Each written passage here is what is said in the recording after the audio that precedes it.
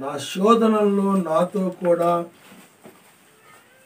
నిలిచిన వారికే నిత్యరాజ్యం అని వర్తమానం మనము నేర్చుకోబోతున్నాం. నా శోధనల్లో నాతో కూడా నిలిచిన వారికే నిత్య రాజ్యము.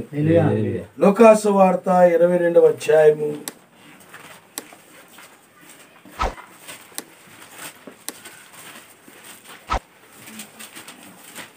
24వ వచనం మనం చదువుకుందాం. లోకాసు వార్త 22వ అధ్యాయం 24వ వచనం. తమలో ఎవడు గొప్పవాడుగా ఎంచబడును అను వివాదము వారిలో పుట్టగా ఆయన వారితో ఇట్లనెను, అన్య జనములలో రాజులు వారి మీద ప్రభుత్వము చేయుదురు, వారి మీద అధికారము చేయువారు ఉపకారులు అనబడుదురు. మీరైతే అలాగు ఉండరాదు. మీలో గొప్పవాడు చిన్నవాని వలెను, అధిపతి పరిచారకుని వలెను ఉండవలెను. గొప్పవాడెవడు భోజన పంక్తిని కూర్చుండువాడా పరిచర్య చేయువాడా పంక్తిని కూర్చుండువాడే కదా. అయినను నేను మీ మధ్య పరిచర్య చేయువాని వలె ఉన్నాను. నా శోధనలలో నాతో కూడా నిలిచి ఉన్నవారు మీరే గనుక నా తండ్రి నాకు రాజ్యమును నియమించినట్లుగా నా రాజ్యమును నా బల్ల యొద్ద అన్నపారములు పుచ్చుకొని సింహాసనముల మీద కూర్చుండి ఇశ్రాయేలు 12 గోత్రముల వారికి మీరు తీర్పు తీర్చుటకై నేనును మీకు రాజ్యమును నియమించుచున్నాను. చాలమ్మా, ఆమేన్. చూడండి, ఇక్కడ తన శిష్యులతో చెప్పిన రీతిగా మనతో కూడా ఆయన మాట్లాడుతున్నాడు. ఎందుకంటే వారితో ఆయన ఏం చెప్పాడంటే, నా శోధనలో మీరు నిలిచినప్పుడు నా యొక్క రాజ్యములో మీరు ఉంటారన్నట్టుగా ఆయన చెప్పిన రీతిగా ఇక్కడ కూడా ఆయన యొక్క శోధనల్లో ఎవరైతే నిలవబడతారో ఆయన కోసం, అంటే శోధనలో ఎవరైతే నిలబడతారో ఆయన కోసము వారు నిత్యరాజ్యాన్ని పొందుకుంటారని మనము గ్రహించగలుగుతున్నాం. ఇక్కడ తమలో ఎవడు గొప్పవాడుగా ఎంచబడునో అను వివాదము వారిలో పుట్టిను. చూడండి, బైబిల్ ప్రకారంగా మనం చూసినట్లయితే గొప్పవాడు ఎప్పుడు కూడా తాను తగ్గించుకొని ఉంటాడు. గొప్పవాడు ఎక్కడ కనపడతాడు? ఇప్పుడు మెస్సీ ఉన్నాడు, ఆయన గొప్పవాడే, కానీ ఎక్కడ కనపడ్డాడు? తాను తగ్గించుకొని పశువుల పాకలో ఉన్నాడు. నేను గొప్పవాడిని కదా అని ఆయన ఉన్నతమైన దానిలో ఆయన లేడు. అందువల్ల గొప్పవాడు ఎప్పుడు కూడా తాను తగ్గించుకుని పరిచర్య చేయువాడుగా ఉంటాడు, తాను తగ్గించుకుంటూ ఉంటాడు. అందుకనే ఎక్కడైతే తాము తగ్గించుకుంటూ ఉంటారో అక్కడ పరిశుద్ధాత్మ ఉంటుంది. ఒకరి మీద ఒకరు ఎక్కడైతే హెచ్చించుకుంటూ ఉంటారో వాళ్ళకంటే నేను గొప్ప, వీళ్ళకంటే నేను గొప్ప, అక్కడ వివాదం ఉంటా ఉంటుంది, కలహం ఉంటా ఉంటుంది, భేదాభిప్రాయాలు ఉంటాయి, కొండేలు ఉంటాయి, ఏక మనసు ఉండదు, ఏకాత్మ ఉండదు. కనుక ఎక్కడైతే తమను తాము తగ్గించుకుంటారో వాళ్ళకంటే నేను తక్కువ, వీళ్ళకంటే నేను తక్కువ, నాకంటే వాళ్లే గొప్ప, నాకంటే వాళ్లే గొప్ప అన్న భావంతో ఎక్కడైతే ఉంటారో అక్కడ పరిశుద్ధాత్ముడు పనిచేస్తూ ఉంటాడు. కానీ వాళ్ళకంటే నేను గొప్ప, వాళ్ళకంటే నేను గొప్ప అని ఎక్కడైతే అనుకుని తగ్గించుకోకుండా ఉంటారో, ఒకరి మీద ఒకరు తగ్గించుకోకుండా, ఒకరి విషయంలో ఒకరు తగ్గించుకోకుండా హెచ్చించుకుంటూ ఉంటారో అప్పుడు అక్కడ దయ్యం పనిచేస్తూ ఉంటుంది అన్నమాట. అందుకని పరిసయ్యుడు కూడా సుంకర మీద తను హెచ్చించుకున్నాడు. హెచ్చించుకున్న వానిలో ఏం పనిచేసింది? దయ్యం పనిచేసింది. కానీ ఆ సుంకరి ఏం చేశాడంటే తాను తగ్గించుకున్నాడు. అంటే అతడు ఆ పరిసయ్యుని కంటే నేను గొప్పవాడిని, నేను ఉన్నతమైన వాడిని అనుకోలేదు, కానీ నేను పాపినయ్యా, నన్ను కనికరించమంటున్నాడు. కానీ పరిసయ్యుడు ఆత్మ ఏంటంటే ఎప్పుడు కూడా ఇతరుల కంటే అతను పాపి, నేను నీతిమంతుని, అతను పాపి, నేను నీతిమంతుని అని అనుకుంటూ ఉంటాడు అన్నమాట. అలా హెచ్చించుకుంటాడు మనుషుల మీద. ఆ విధంగా ఎక్కడైతే ఆ యొక్క ఒకరి మీద ఒకరు హెచ్చించుకుంటూ ఉంటారో, లేకపోతే వాళ్ళకంటే నేను గొప్ప, వీళ్ళకంటే నేను గొప్ప అనేటువంటి ఎక్కడైతే ఆ తలంపులు ఉంటాయో, ఆ ఆలోచనలు ఉంటాయో, అక్కడ వివాదం అనేది ఉంటుంది. ఇక్కడ కూడా అదే పరిస్థితి వచ్చింది, వివాదము ఉంటుంది. అక్కడ వీళ్ళకంటే నేను గొప్ప, వాళ్ళకంటే నేను గొప్ప అనేటువంటి వివాదము ఇక్కడ కనబడతా ఉంది. అందుకనే తమలో ఎవడు గొప్పవాడుగా ఎంచబడును అను వివాదము వారిలో పుట్టగా. కాబట్టి పరిసయ్యుడు తను తాను హెచ్చించుకున్నాడు సుంకరి కంటే. అలాగే ఇంకొకరు నేను అతని కంటే నేను గొప్ప అని హెచ్చించుకుంటూ ఉన్నారు అనుకోండి, అక్కడ వివాదం ఉంటుంది. కానీ తగ్గించుకోవాలి, తగ్గింపు ఉండాలి. తగ్గింపు అంటే అందరూ ఒక సుంకరి వలె ఉండాలనుకోండి, తమను తాము తగ్గించుకునేవారుగా ఉండాలనుకోండి, అక్కడ వివాదం ఉండదు. ఒక పరిసైన ఆత్మ, లేకపోతే సుంకరి కలిగి ఉన్న ఆత్మ, అవి ఉన్నప్పుడు అక్కడ వివాదము వస్తూ ఉంటుంది.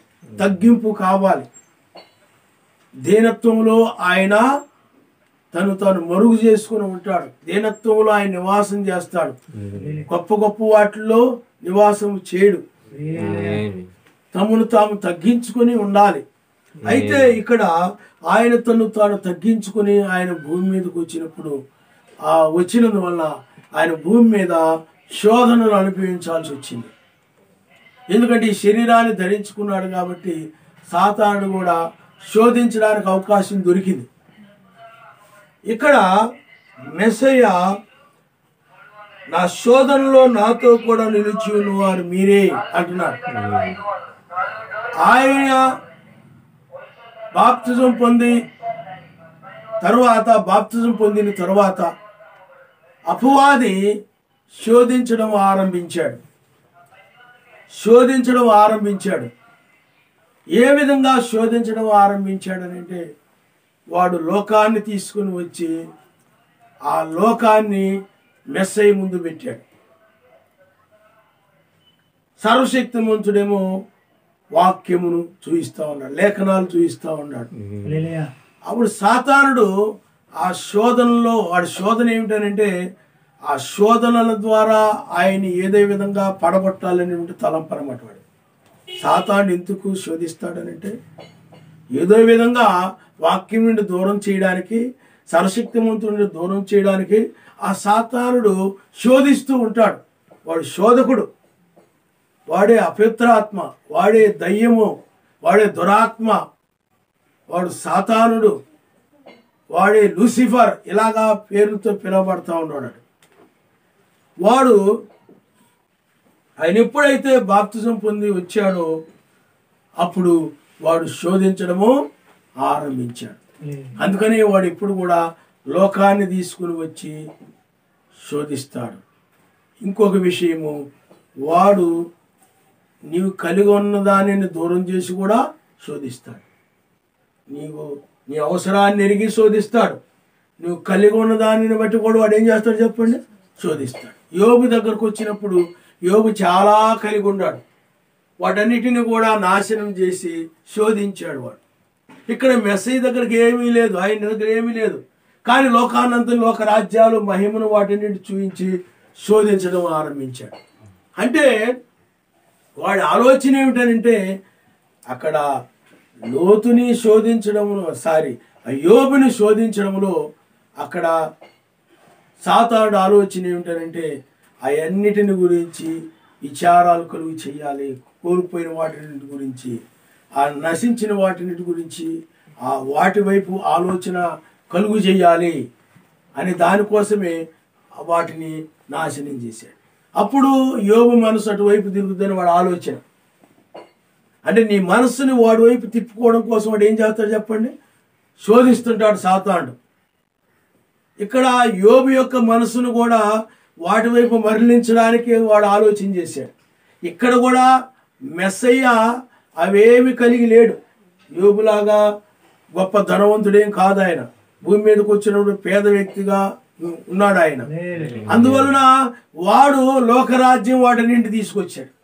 అక్కడేమో తీసేశాడు, ఇక్కడేం చేశాడనంటే తీసుకొచ్చి నాకు మొక్కినట్లయితే ఇవన్నీ నీ అవుతాయి అంటున్నాడు. రాతిని రొట్టిగా మార్చుకోమంటున్నాడు. ఇక్కడ అపవాది శోధిస్తూ ఉన్నాడు.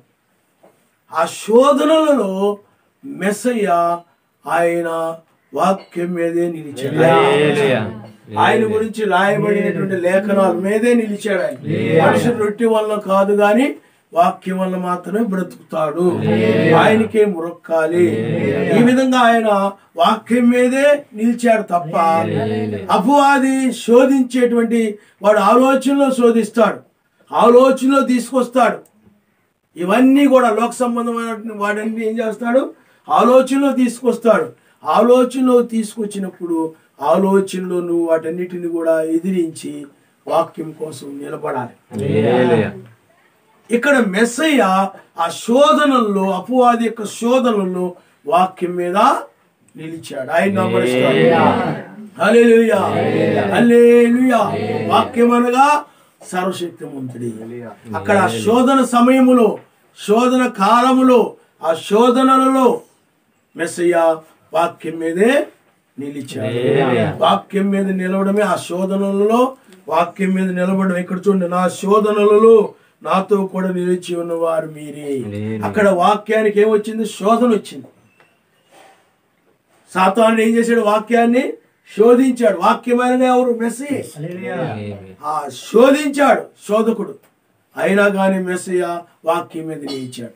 అలాగే అపోస్తలులను కూడా మెస్సయ్య యొక్క బోధను వెంబడిస్తూ ఉన్నప్పుడు, ఆ వాక్యాన్ని వెంబడిస్తూ ఉన్నప్పుడు ఆ యొక్క అపోస్తలులను కూడా సాతానుడు శోధించాడు. ఆ శోధనలలో ఆ యొక్క శిష్యులు మెస్సయ్యతోనే ఉన్నారు, అంటే వాక్యముతో ఉన్నారు. వాక్యముతోనే మనం నిలిచి ఉండాలి. ఆ శోధన వచ్చినప్పుడు ఆ వాక్యమును దూరం చేయడం కోసము, ఆ వాక్యమును తొలగించడం కోసము, ఆ శోధన వచ్చినప్పుడు వాక్యం మీదే నిలబడాలి.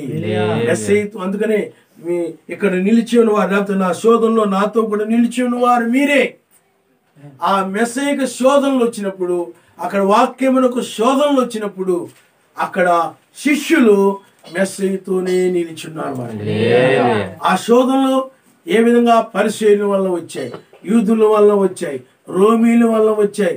రకరకాలుగా ఈయన బయల్జెబూలు, దయ్యం పట్టినవాడు, లేకపోతే ఇతడు ఆ దయ్యం వల్ల ఇతడు అపవిత్రముగా పుట్టినవాడు, ఇతడు మనలాంటి మనిషే అని రకరకాలుగా ఆయన గురించి పరిసయ్యులు, సద్దూకీయులు, ప్రధాన యాజకులు రకరకాలుగా ఆయన్ని శోధించారు. ఆ మాటల ద్వారా శోధించారు.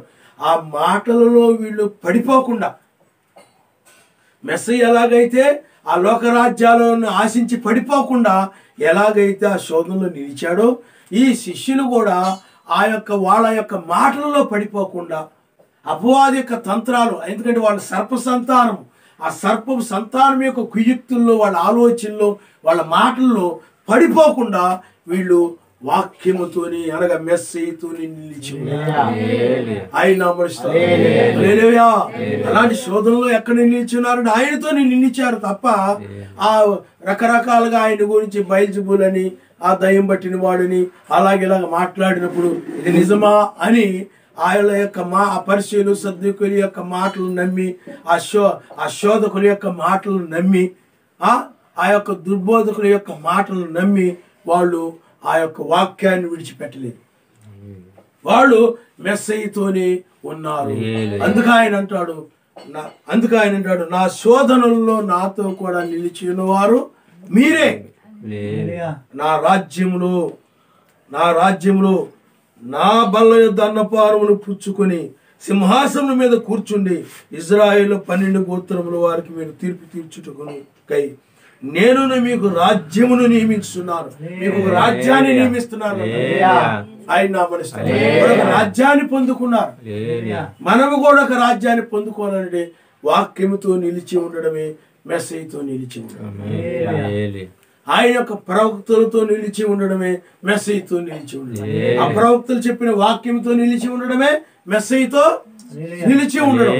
కాబట్టి శోధనలలో, అనేక నిందలలో, శ్రమలలో, అవమానములలో, వాటన్నిటిలో కూడా ఆ శిష్యులు ఆయనతోనే నిలిచి ఉన్నారు.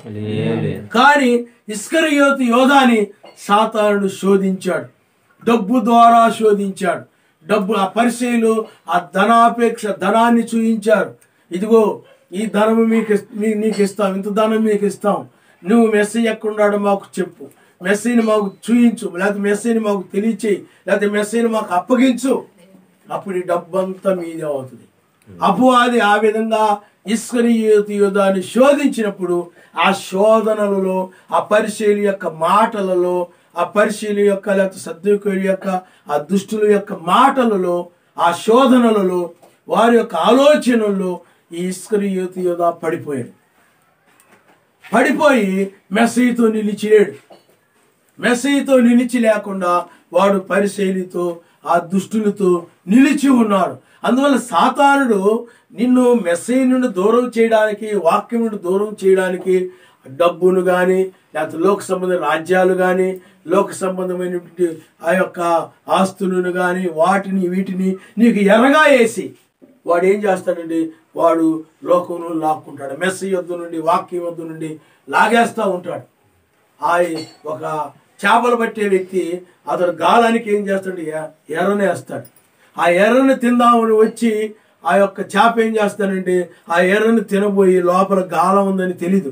ఆ గాలం దాని యొక్క నోట్లో గుచ్చుకుపోయి అది గాలంలో చిక్కుబడిపోతుంది. అలాగే సాతానుడు కూడా ఏం చేస్తాడనంటే వాడిని లోకాన్ని ఎర్రగా వేస్తాడు. ఆ ఎర్రనంటే ఆ గుంటలో మట్టిలో దువ్వినప్పుడు చిన్న సన్నగా పాములా ఉంటాయి అనమాట, ఆ మట్టి పాములు. అవి దీన్ని గాలాన్ని గుచ్చుతారు, చిన్న గాలాలు గుచ్చుతారు ఎర్ర. అలాగే లేకపోతే కొంతమంది చేపను గుచ్చుతుంటారు, లేకపోతే కొంతమంది ఇంకా వేరే గుచ్చుతూ ఉంటారు. వాటిని వేసినప్పుడు ఆ చేపలు వాటికి తినడానికని వచ్చి వాటి చిక్కుబడిపోతూ ఉంటాయి. అలాగే సాతానుడు కూడా ఈ లోక సంబంధమైన వాటిని ఎరగా వేస్తుంటాడు అన్నమాట. ధనాన్ని కానీ, లేకపోతే ఈ లోక సంబంధమైనటువంటి పేరును కానీ, ప్రఖ్యాతులను కానీ, రకరకాల వాటిని ఎరగా వేసి లాగేస్తూ ఉంటాడు అన్నమాట. అక్కడ ఆ యొక్క ఇస్కరియోతు యోధాను అలాగే లాగేశాడు. ఆ ఇస్కరియోతు యోధా దానికోసమే ఏమైపోయాడు, ఆ డబ్బుకి, ఆ ధనానికి అతడు ఆకర్షితుడైపోయి వాక్యములు, ఆ శోధనలు, వాక్యముతో అనగా మెస్సయ్యతో నిలిచి లేకుండా ఆ రాజ్యాన్ని పోగొట్టుకున్నాడు. అందువల్ల శోధనల్లో ప్రవేశించకుండా, పడిపోకుండా నిలబడాలి అని అంటే మెస్సయ్య చెప్పాడు. ఆయన మీరు ఆ మార్కు సువార్త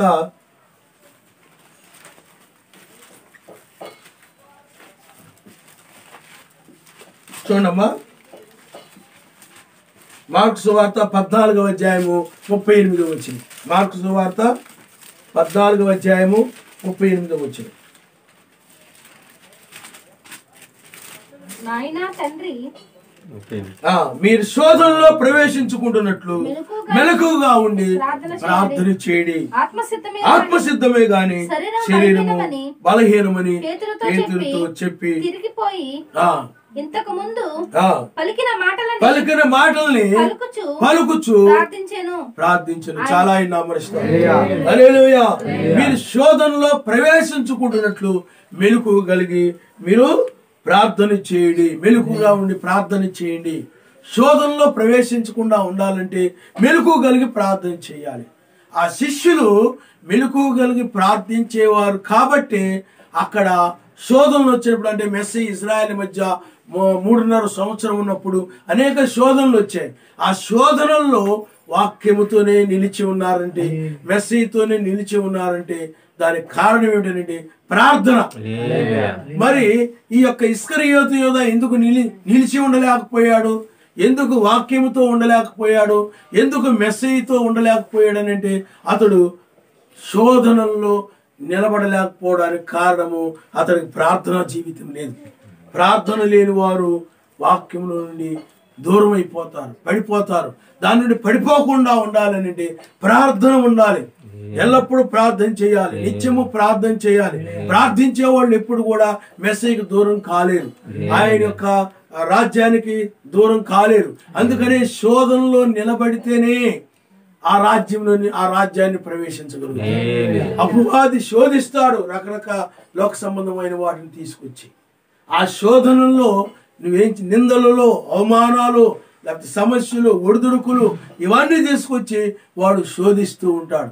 ఆ శోధనల్లో కూడా ఆయన విడిచిపెట్టకుండా నిలబడ్డాడు. ఇప్పుడు యోబు ఉన్నాడు. యోబు అక్కడ శోధనలలో శిష్యులు ఎలాగైతే నిలిచారో ఆ మెస్సయ్యతో, అలాగే యోబు కూడా శోధనలో సర్వశక్తిమంతుడు నిలిచాడు. ఆయన హల్లెలూయా.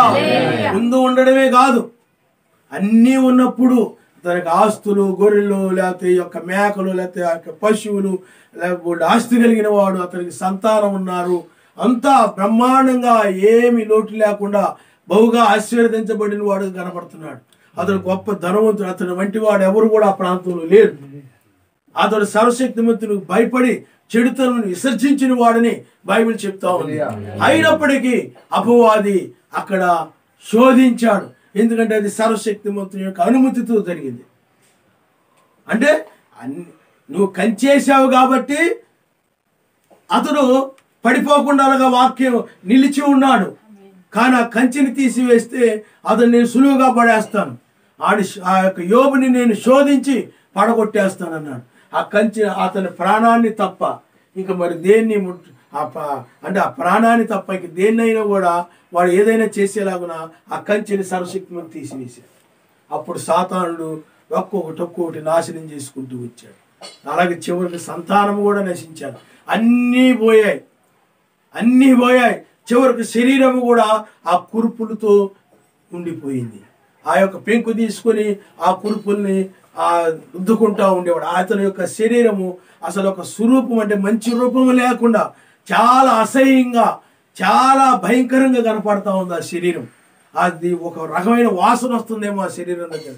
కానీ అతడు ఆ యొక్క కింద కూర్చొని, లేకపోతే బూడిదలో కూర్చొని, లేకపోతే మట్టిలో కూర్చొని ఆ విధంగా చాలా అసహ్యంగా కనబడుతూ ఉన్నాడు. యోబు ఎంతో గొప్ప ధనవంతుడని, ఎంతో ఆశీర్వదించబడిన వాడని గొప్ప పేరుంది అతడికి. అలాంటి వ్యక్తి చివరికి అలాంటి స్థితిలోకి వచ్చేసాడు. ఆస్తి లేనివాడుగా, పేదవాడుగా మారిపోయాడు. ఉన్నటువంటి సంతానం పోయారు, ఆ యొక్క ఆరోగ్యం పోయింది. చివరికి అతడు ఆ విధమైన పరిస్థితిలో కనబడతా ఉన్నాడు. ఆ సమయంలో కూడా, శోధనలలో కూడా వాక్యముతో నిలిచి ఉన్నాడు. మెస్సీతో నిలిచి ఉన్నాడు. శిష్యులు ఎలాగైతే నిలిచి ఉన్నారు అలాగే యోబు కూడా అలాగే నిలిచి ఉన్నాడు. అందుకనే యోబు ఆయన రాజ్యమును పొందుకున్నాడు. ఆయన హల్లెలూయా.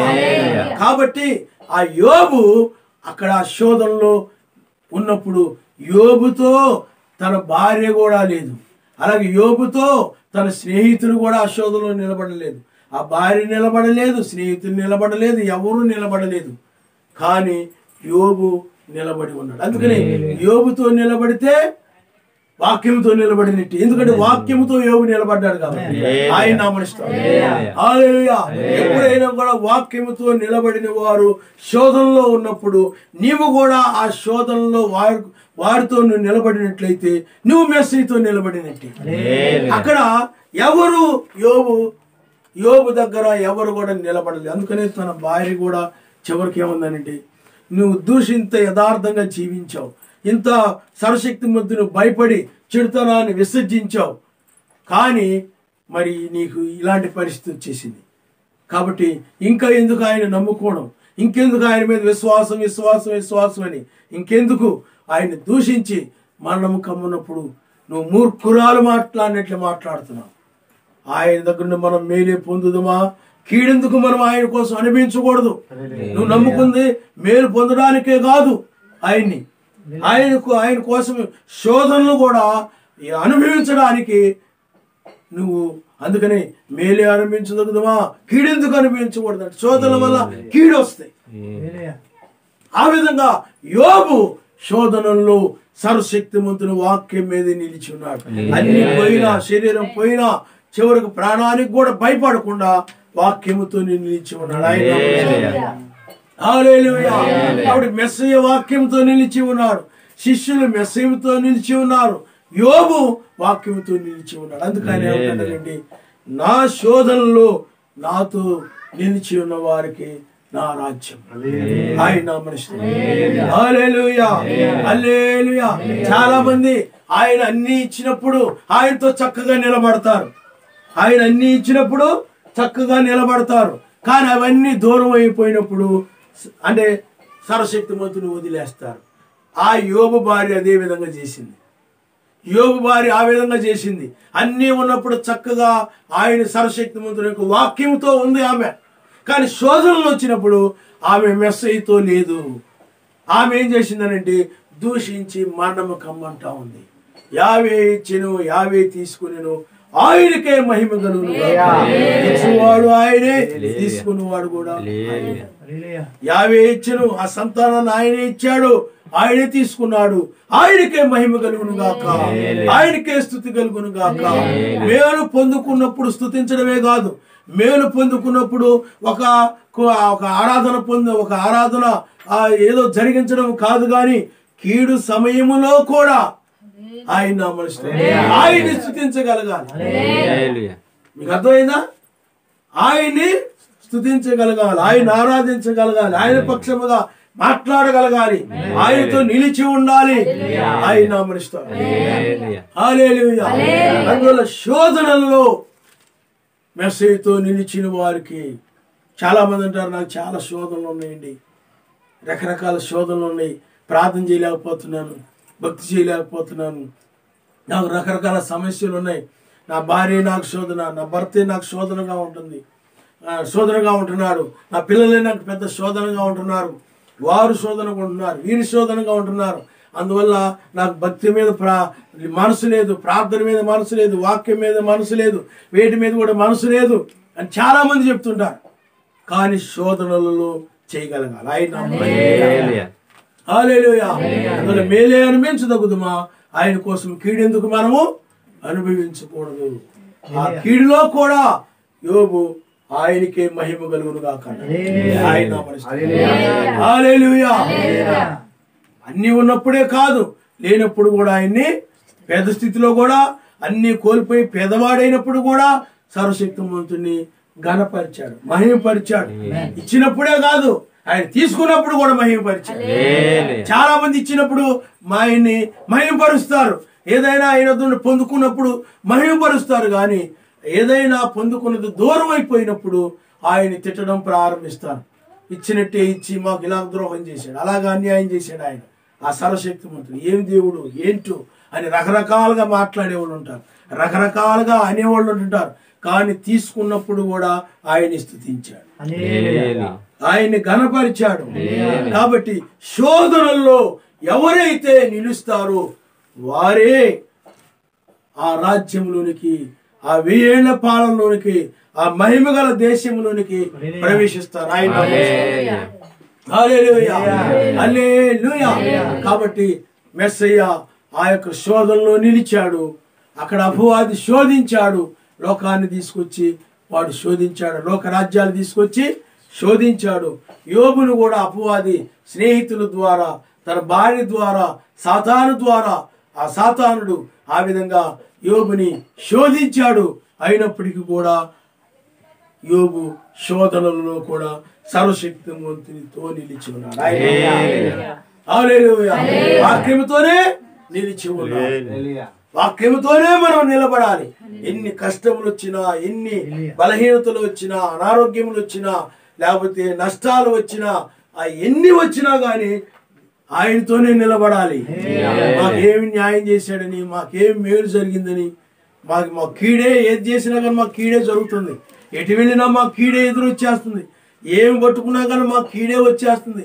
ఏది తాకినా కానీ మాకు కీడే, ఏ ప్రయత్నం చేసినా కానీ అది మాకు వ్యతిరేకం అయిపోతుంది. ప్రతిదీ కీడుకరంగా ఉంటుందని నువ్వు అనుకోవచ్చు.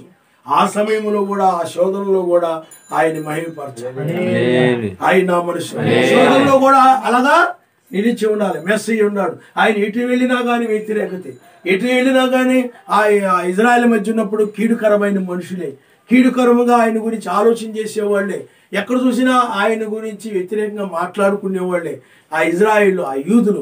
అయినప్పటికీ కూడా ఆ శోధనల్లో ఆ యొక్క శిష్యులు మెస్సయ్యతోనే నిలిచి ఉన్నారు కనుక మనము కూడా మెస్సయ్యతోనే నిలవాలి. ఆయన హల్లెలూయా హల్లెలూయా. అంతేగాని వాళ్ళ భార్యతో అతడు నిలబడలేదు, స్నేహితులతో నిలబడలేదు, మెస్సయ్య కూడా పరిశీలితో నిలబడలేదు, ఆ శిష్యులు ఆ యొక్క సద్దూకైలతో మొదలైన వాళ్ళతో నిలబడలేదు, ఇస్కరియోతు ఏదో నిలబడ్డాడు. కాబట్టి శోధనల్లో వాక్యం మీదే నిలబడాలి, వాక్యముతోనే నిలబడాలి.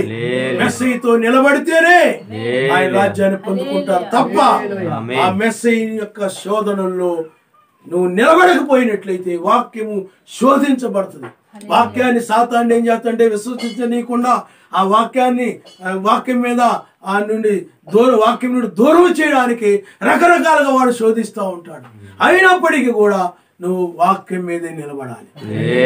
రక్షించేది వాక్యమే, ఆ నిత్య రాజ్యంలోనికి ప్రవేశింపజేసేది, ఆ నీతి సమాధానం పరిశుద్ధ ఆత్మీయ ఆనందాన్ని ఇచ్చేది వాక్యమే. కాబట్టి ఆ వాక్యం మీదే నువ్వు నిలవాలి తప్ప మరి దేని మీద కూడా నువ్వు దేని పక్షము కూడా నువ్వు నిలవకూడదు. అందువల్ల నా శోధనలో నాతో నిలిచి ఉన్నవారు మీరే, నా కన్నీటిలో నాతో నిలిచి ఉన్నవారు మీరే, నా శ్రమల్లో నాతో నిలిచి ఉన్నవారు మీరే, నా ప్రయాణాల్లో నాతో నిలిచి ఉన్నవారు మీరే, నా నిందల్లో నాతో నిలిచి ఉన్నవారు మీరే, అన్నిటిలో కూడా నాతో నిలిచి ఉన్నవారు మీరే. నిత్య రాజ్యమును మీరు పొందుకుంటారు. అది ఆయన చెప్పింది. ఆయనతో నిలిస్తేనే, ఒక చెట్టు ఉందనుకోండి, ఆ చెట్టు మంచిగా ఉన్నప్పుడు, అంటే ఏ గాలి ఏమి తుఫాను ఏమీ లేకుండా ఉన్నప్పుడు అది చాలా చక్కగా బాగా నిలబడి చాలా చక్కగా ఉంటుంది. కానీ అదే ఒక తుఫాను వచ్చినప్పుడు, గాలి వచ్చినప్పుడు, వరద వచ్చినప్పుడు ఆ చెట్టు పడిపోయింది అనుకోనండి, అది శోధనలో పడిపోయింది, అంటే నిలబడలేదు అది. కానీ అదే గనక తుఫానుకి, గాలికి, ఆ యొక్క వరదకి, వాటన్నిటికి నిలబడినట్లయితే అది శోధనలో నిలబడినటువంటి. నీవు కూడా అలాంటి బలమైన చెట్టుగా ఉండాలి, బలమైనటువంటి చెట్టుగా ఉండాలి. అందుకనే ఆయన అంటున్నాడు, ప్రార్థించే వాళ్ళు ఎప్పుడు కూడా శక్తి కలిగిన వారుగా ఉంటారు. యోబు అలాగూ అంత భయంకరమైన శోధనలో కూడా, ఎందుకంటే ఎంత మంచి పేరు ఉందో అతడికి, ఆ చివరి కూడా అంత యొక్క చెడ్డ పేరుని పొందుకున్నాడు. అంటే చెడ్డ పేరు అంటే అతడు ఏదో పాపం చేసి చెడ్డ పేరు కాదు, అంటే గొప్ప ఆస్తిపరుడని పేరు కలిగి చివరికి అతడు పేద వ్యక్తిని పేరు పొందుకున్నాడు. పేద వ్యక్తిని పేరు అన్ని పోగొట్టుకున్నాడని పేరు పొందుకున్నాడు. కానీ ఆ సమయంలో కూడా అతడు శక్తి కలిగి నిలబడడానికి కారణము ప్రార్థన. అందుకనే మీరు ఆ మనిషి కుమారుని ఎదుట శక్తి కలిగిన వారుగా నిలబడినట్లు మీరు మెలకువ కలిగి ఎల్లప్పుడూ ప్రార్థన చేయడని బైబిల్లో రాయబడింది. ఆయన ఎదుట శక్తి కలిగి నిలబడాలంటే, ఆ వాక్యం మీద నిలబడాలంటే, వాక్యంతో నిలబడాలంటే, ఆ శోధనల్లో వాక్యంతో నిలబడాలంటే ఆ శక్తి నీకు ఎక్కడి నుండి వస్తుందంటే ప్రార్థనలో వస్తుంది. ఆ యోబు ఏ విధంగా మనలాంటి మనుషుడే, నీలాంటి మనుషుడే, నాలాంటి మనుషుడే, యోబు మనలాంటి మనుషుడే. అతడు పైనుండి వచ్చినోడేం కాదు, భూమి మీద నుండి మనలాంటి మానవ శరీరం కలిగినటువంటి యోబు ఆ శోధనలో నిలబడడానికి కారణము ప్రార్థన. ప్రార్థన వల్ల శక్తి పొందుకొని ఉన్నాడు. ఆ శక్తి ఏమిటంటే సాతాను యొక్క శోధనలు జయించే శక్తి. ఆయన హల్లెలూయా. ఏదో వరదలను లేకపోతే తుఫాను గాలులను వాటిని తట్టుకొని నిలబడే శక్తి కాదు అది వాక్యము. అది అపవాది యొక్క తంత్రములను, అపవాది యొక్క శోధనలను ఎదిరించి నిలబడగలిగినటువంటి శక్తి ఆయన. అందుకని తన భార్య మాటలను అతడు ఎదిరించాడు. అతడు సర్వశక్తిమంతుని పక్షముగా అతడు నిలవబడ్డాడు. అందుకే అదే విధంగా మెస్సయ్య కూడా పరిసయ్యుల యొక్క, సద్దూకయుల యొక్క, ప్రధాన యాజకుల యొక్క, యూదుల యొక్క వాళ్ళందరి మాటలను, వారి యొక్క బోధనలను ఎదిరించి ఆ మెస్సయ్య, ఆ శిష్యులు నిలబడ్డానికి కారణము ప్రార్థన. ప్రార్థన ద్వారా శక్తి పొందుకున్నారు. శరీరం రూపాంతరం చెందాలంటే ప్రార్థన అవసరం. శోధనలో నిలబడాలంటే ప్రార్థన. అందుకనే ప్రార్థన ద్వారానే ఎవరైనా గాని శక్తిని పొందుకుంటారు. అందుకే ప్రార్థనా పరులు ఆత్మీయంగా శక్తి కలిగి ఉంటారు, వారు ఆత్మీయంగా బలము కలిగి ఉంటారు, ఆత్మీయంగా ఆ అపవాది ఆ దాడులని ఆత్మీయంగా వాళ్ళు ఎదుర్కోగలుగుతారు. ఆత్మీయంగా వాళ్ళు అపవాది కలుగు చేసే శోధనల్లో వాక్యముతో నిలబడతారు. అపవాది రకరకాల ఐక్య విచారాలు, ధనాపేక్షలు, లోకాశలు, కనబడే వాటన్నింటినీ కూడా ఇది నీకుంటే బాగుంటుంది, అది నీకుంటే బాగుంటుంది, అది చూడు ఎలా బాగుందో, ఇది చూడు ఎలా బాగుంది, వాడు హృదయంలో తీసుకొస్తుంటాడు అన్నమాట. అవన్నీ వాడు వెలుపల నుండి ఏమి రాడు, నీ హృదయంలో నుండే పని చేస్తుంటాడు వాడు హృదయంలో నుండి. అందుకని హృదయంలోనే దురాలోచనలు పుడుతాయి అన్నది బైబిల్లో. వాడు నువ్వు మెయిన్ రోడ్లో వెళుతున్నావు అనుకోండి, ఆ మంచి మంచి బట్టల షాపు ముందు వెళ్తుంటావు, అది కనబడగానే అది చూడు ఎంత బాగుందో, ఇది చూడు ఎంత బాగుందో, ఇదైతే నీకు చాలా బాగుంటుంది అని అంటున్నాడు. అలాగే నువ్వు ఏదైనా వస్తువులు కనపడతా ఉంటాయి, ఆ మార్కెట్ వైపు వెళ్ళినప్పుడు ఆ వస్తువు చూడు ఎలా ఉందో, ఈ వస్తువు చూడు ఎలా ఉందో, అది చూడు ఎలా ఉందో, ఇది చూడు ఎలా ఉందో, ఇది ఉంటే బాగుంటుంది, అది ఉంటే బాగుంటుంది, ఇది చాలా చక్కగా ఉంది, ఇది అలా ఉపయోగపడుతుందంట, ఇది ఇలా ఉపయోగపడుతుందంట, రకరకాలుగా వాడు ఆలోచన తీసుకొస్తూ ఉంటాడు. పరిశుద్ధాత్మ మనలో ఉన్నప్పుడు అది నువ్వు వాటి మీద మనసు పెట్టద్దు, వాటి మీద మనసు పెట్టద్దు, వీటి మీద మనసు పెట్టద్దు అని పరిశుద్ధాత్మ ఆ శోధకుడిని ఎదిరిస్తూ ఉంటుంది. హల్లెలూయా. మెస్సయ్యలో ఉండి పరిశుద్ధాత్మ ఎలాగైతే అపవాది యొక్క ఆ శోధకుడిని, అపవాది తీసుకొచ్చిన లోకాన్ని ఆ పరిశుద్ధాత్మ వాక్యం ద్వారాగా ఎలాగైతే ఎదిరించిందో, అలాగే ఇప్పుడు కూడా పరిశుద్ధాత్మ నీలో ఉండి భూసముద్రం వాటి మీద మనసు పెట్టుకోవద్దు, పైన వాటి మీద కానీ వీటి మీద నువ్వు మనసు పెట్టుకోవద్దు అని పరిశుద్ధాత్మ మనల్ని ఆ యొక్క సాతాను తీసుకొచ్చేటువంటి అది చూడు ఇది చూడు ఎంత బాగుందని వాడు తీసుకొచ్చేటువంటి ఆలోచనలన్నింటినీ కూడా ఆ యొక్క శోధకుడి యొక్క ఆలోచన, ఆ శోధనలన్నింటిలో కూడా వాక్యం మీద నిలబడేలాగా, వాటి మీద మనసు పెట్టనివ్వకుండా ఆ పైన వాటి మీద మనసు పెట్టేలాగా చేసేది పరిశుద్ధాత్మ. హల్లెలూయా. నిలబడాలంటే శక్తి కావాలి. చాలా మంది వింటారు, విని వాటిని అనుసరించలేకపోతుంటా ఉంటారు. చాలా మంది నేను వింటున్నాను కానీ వాటిని నేను పాటించలేకపోతున్నాను, దాని ప్రకారం ఉండలేకపోతున్నాను, నేను అవన్నీ కనపడినప్పుడు వాటి మీద మనసు నాకు పోతా ఉంది, వాటిని నన్ను లాగేస్తుంది, అవి లాగేస్తుంది, ఇవి లాగేస్తుంది, నేను ఈ ఇంట్లో మా ఆయన తెచ్చే వరకు కూడా నేను ఒప్పుకోలేకపోతున్నాను, ఉండలేకపోతున్నాను, నన్ను అవి లాగేస్తున్నాయి అని అంటే నీలో ఆ పరిశుద్ధాత్మ అంటే ప్రార్థనా శక్తి నీలో లేదు. ఆ శక్తి ఉన్నప్పుడే వాటిని నీవు ఆలోచనలు ఎదిరించి నిలబడాలి. ప్రార్థన ద్వారా శక్తి వస్తాయి. అందుకని బైబిల్లో భక్తులు ఏకాంతంగా వెళ్ళి ప్రార్థించారు, అరణ్యాలకు వెళ్ళి ప్రార్థించారు, కొండల మీదకి వెళ్ళి ప్రార్థించారు, వాళ్ళు గదుల్లో ఏకాంతంగా ప్రార్థన చేశారు. వాళ్ళు రాత్రింబగుళ్ళు ప్రార్థనలో గడిపేవారు. ఎందుకనంటే ఏ పనిలాగా కాదు వాళ్ళకి శక్తి కోసం, ఆత్మీయ శక్తి కోసము. అందుకని పెంతెకోస్తు పండుగ దినాన వాళ్ళందరూ మేడగదిలో ఉండి ప్రార్థిస్తూ ఉన్నప్పుడు పరిశుద్ధాత్మ వాళ్ళందరి మీదకి వచ్చింది. పరిశుద్ధాత్మ ఎప్పుడైతే వాళ్ళందరి మీదకి వచ్చిందో వాళ్ళు ఒక శక్తిని పొందుకున్నారు. ఆ శక్తి ఏమిటంటే లోకాన్ని జయించే శక్తి. అప్పుడు వారికి అంతవరకు లోక సంబంధమైన వాటి మీద స్థిర చర ఆస్తుల మీద వాళ్ళకి మనసు ఉంది. ఎప్పుడే ఇది నాది, ఇది నాది, ఇది నాది, వీళ్ళు నా వాళ్ళు, వీళ్ళు నా వాళ్ళు, వీళ్ళు నీ వాళ్ళు, వీళ్ళు నీ వాళ్ళని వేరువేరుగా ఉండేవారు, వేరువేరు భావాలతో ఉండేవారు. మీరు వేరు, మేము వేరు, మీ పిల్లలు వేరు, మా పిల్లలు వేరు, మీరు వేరు, మీరు వేరు, మీ కుటుంబం వేరు, మా కుటుంబం వేరు, అలా వేరువేరుగా అనుకుంటూ వేరువేరు విధాలుగా ఉండేవారు. కానీ ఎప్పుడైతే ఆ పరిశుద్ధాత్మను పొందుకున్నారో, ఆ శక్తిని పొందుకున్నారో, అప్పుడు అలాంటి ఆలోచనలన్నీ కూడా బయటికి పోయాయి. వాటి మీద మనసు కూడా బయటికి పోయింది. అంటే స్థిర చర ఆస్తుల మీద కూడా మనసు, వాటి మీద మనసు కూడా బయటికి పోయి వాళ్ళందరూ కూడా ఏం కలిగిందంటే ఏకాత్మ ఏక హృదయం కలిగి మనందరము కూడా ఒక్కటే, మనం ఆయన రక్తంలో కడబడిన వారిమి, మనందరం ఒకే ఆత్మ కలిగిన వారిమి, ఒకే రాజ్యానికి సంబంధించిన వాళ్ళమి, ఒకే మెస్సకి సంబంధించిన వారిమి, మీరు వేరు నేను వేరు కాదు, మనందరం ఒక్కటే అనేటువంటిది శక్తి వాళ్ళ మధ్యకు వచ్చి, ఆ భావ పరిశుద్ధాత్మ యొక్క శక్తి వాళ్ళ మధ్యకు వచ్చి ఆ విధమైన కార్యాన్ని జరిగించేది ఆయన. పరిశుద్ధాత్మ వచ్చినప్పుడు అలాంటి కార్యాలు జరుగుతాయి. ఎక్కడైనా పరిశుద్ధాత్మ ఉందంటే ఆ పరిశుద్ధాత్మ ఉన్న చోట ఎచ్చడిద్దరు ముగ్గురు కూడిందరు వారి మధ్య నేనుందును. పరిశుద్ధాత్మ అక్కడే ఉంటాడు. ఆ పరిశుద్ధాత్మ ఉన్న చోట ఏమంటో చెప్పండి, ఏకాత్మ, ఏక మనసు, ఏక హృదయము. అక్కడ శోధకుడు బయటికి వెళ్ళిపోయాడు. అప్పటి వరకు వాళ్ళందరూ కూడా అపవాది యొక్క శోధనలో ఉన్న వాళ్ళందరూ కూడా శోధించబడుతూ ఉన్నవారు ఆ శోధనలకు బందీ అయిపోయి ఉన్నారు. మేము వేరు, మీరు వేరు, మాది వేరు, మీది వేరు అనేటువంటి ఒక భావంలో ఉన్నారు వాళ్ళు.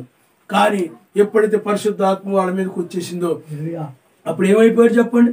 ఒక ఇంటి వారుగా అయిపోయి, ఒక కుటుంబముగా అయిపోయి, ఒక రాజ్యానికి సంబంధించిన వారుగా అయిపోయి, అప్పుడు వాళ్ళు కలిగి ఉన్నటువంటి స్థిర చర ఆస్తుల్ని అమ్మి తీసుకొచ్చి అపోస్తుల దగ్గర పెట్టారు. అప్పుడు ఎవరి అక్కర కొలది వాళ్ళకి పంచి పెట్టారు. పరిశుద్ధాత్మ యొక్క శక్తి అది పరిశుద్ధాత్మ శక్తి ద్వారా జరిగింది, మనుషుల ద్వారా కాదు. పరిశుద్ధాత్మ లాంటి బుద్ధి, పరిశుద్ధాత్మ వలన ఆ మనసు వచ్చింది, పరిశుద్ధాత్మ వలన వాళ్ళకి ఆ బుద్ధి కలిగింది. ఆ పరిశుద్ధాత్మ వలన ఆ బుద్ధి కలిగింది కాబట్టి వాళ్ళు ఆ విధంగా చేశారు. అందువలన ప్రార్థన అనేటువంటిది నీకు శక్తిని ఇస్తుంది. వాడు ప్రార్థించడం వల్ల పరిశుద్ధాత్మ యొక్క శక్తిని పొందుకున్నారు. లోకం యొక్క శక్తిని కాదు, లోకం యొక్క బలాన్ని కాదు, లోకం యొక్క శక్తిని కాదు, పరిశుద్ధాత్మ యొక్క శక్తి. అందుకనే పరిశుద్ధాత్మ వాళ్ళ మీదకి వచ్చినప్పుడు వారు శక్తి పొందుకున్నారు కనుక వారు ఒక ఏక రాజ్యానికి సంబంధించిన వారుగా ఏక శరీరముగా వాళ్ళు ఉన్నారు. ఒక శరీరముగా వాళ్ళు ఉన్నారు. పరిశుద్ధాత్మ, పరిశుద్ధాత్మ. అందుకనే ఒక మనము స్విచ్ వేసినప్పుడు ఆ కరెంటు లోపలికి వెళ్ళిపోయి ఆ ఫ్యాన్ తిరుగుతూ ఉంటుంది అనమాట. ఆ కరెంటు ఆ శక్తి వల్ల ఏం చేసింది చెప్పండి? ఫ్యాన్ తిరుగుతూ ఉంది. అలాగే అక్కడ కూడా పరిశుద్ధాత్మ శక్తి వచ్చినప్పుడు కార్యం ఆరంభమైంది. ఆ కార్యం ఏమిటి? అక్కడ వాళ్ళ మధ్య గొడవలు, కలహాలు, విభేదాలు, కొండెములు, దురాలోచనలు, ఒకరి మీద ఒకరు దురాలోచనలు, ఒకరి మీద అనుమానములు, ఒకరి మీద ఒక అవిశ్వాసము, అలాంటివి కాదు శక్తి. అక్కడ శక్తి వచ్చినప్పుడు ఆ ఫ్యాన్ తిరిగినట్టుగానే ఒక కార్యం అక్కడ జరిగింది.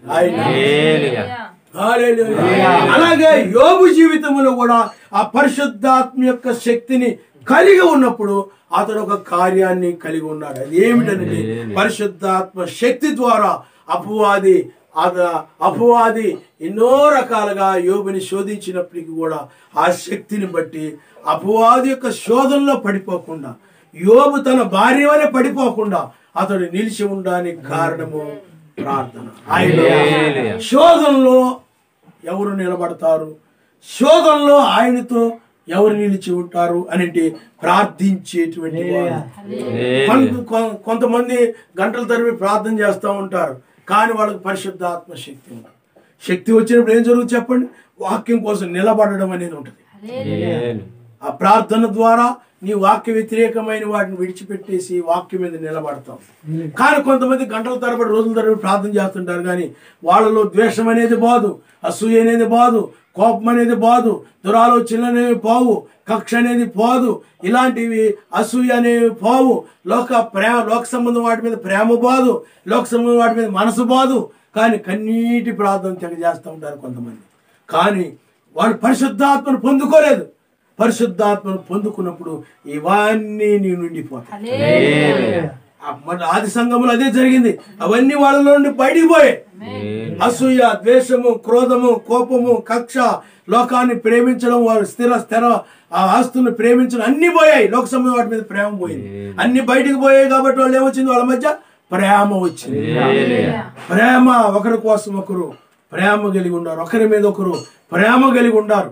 ఆ ప్రేమ వారి మధ్యకు. అందువలన పరిశుద్ధాత్మ వచ్చినప్పుడు, పరిశుద్ధాత్మ యొక్క శక్తిని పొందుకున్నప్పుడు వాక్యం కోసం నిలబడతారు. మోషే జీవితాన్ని కూడా మనం చూస్తే మోషేకు కూడా చాలా శోధనలు వచ్చాయి. ఆ శోధనలో కూడా వాక్యం మీద నిలబడ్డాడు. ఆ శోధనలో అతడు ఐగుప్తు దేశంలో ఉన్నాడు. ఐగుప్తు దేశంలో ఉన్నప్పుడు అతడు అక్కడ అధికారుల చేత, ఫరో చేత, వాళ్ళ చేత, అందరి చేత కూడా అతడు శోధించబడ్డాడు.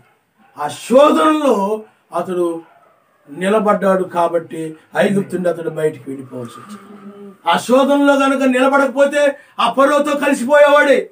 ఐగుప్తు ప్రజలతో కలిసిపోయి ఆ యొక్క సాతానుడు, నువ్వు ఎందుకు ఆ యొక్క మోషే, నువ్వెందుకు ఫరోకి వాళ్ళకి ఎందుకు విరోధంగా ఉంటావు, నీవు ఆ మెస్సీని వదిలేసేయి, సర్వశక్తిమంతుని వదిలేసేయి, ఇజ్రాయిల్ని వదిలేసేయి.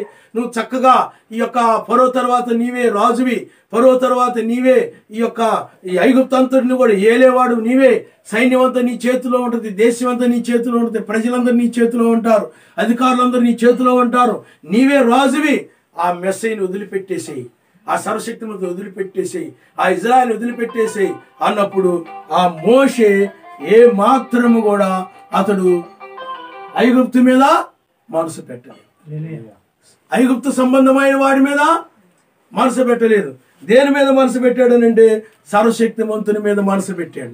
సర్వశక్తిమంతుని మీద మనసు పెట్టాడు కాబట్టి సర్వశక్తిమంతుని మీద ఆ యొక్క యోబు మనసు పెట్టి నిలబడి ఉన్నాడు కాబట్టి ఆ మోషే సర్వశక్తిమంతుని మీదే అనగా మనసు పెట్టి నిలబడి ఉన్నాడు. కానీ ఆ సాతాను శోధించేటువంటి ఆ శోధనలో అతడు పడిపోలేదు. శోధించుంటాడు, ఎందుకంటే ఈ శరీరంలో ఉన్నాం కాబట్టి, ఇవన్నీ శరీరానికి సంబంధించినవి కాబట్టి సాతాను శోధిస్తాడు. ఇదిగో ఆ ఫరో చూడు, ఆ సింహాసనం చూడు ఎలా ఉందో, ఆ రాజ్యం చూడు ఎలా ఉందో అని మోషేని మెస్సీని ఎలా శోధించాడు ఆ సాతానుడు, మోషేను కూడా శోధించాడు. ఎందుకంటే వాడు శోధకుడు, వాడు అలా పనిచేస్తాడు అనమాట. ఎందుకంటే సర్వశక్తిమంతుని దూరం చేయడానికి, సర్వశక్తిమంతుని నుండి దూరం చేయడానికి ఆ విధంగా శోధించడం చేస్తూ ఉంటాడు అనమాట. కాబట్టి ఇక్కడ మోషే శోధనల్లో నిలబడ్డాడు. ఆయన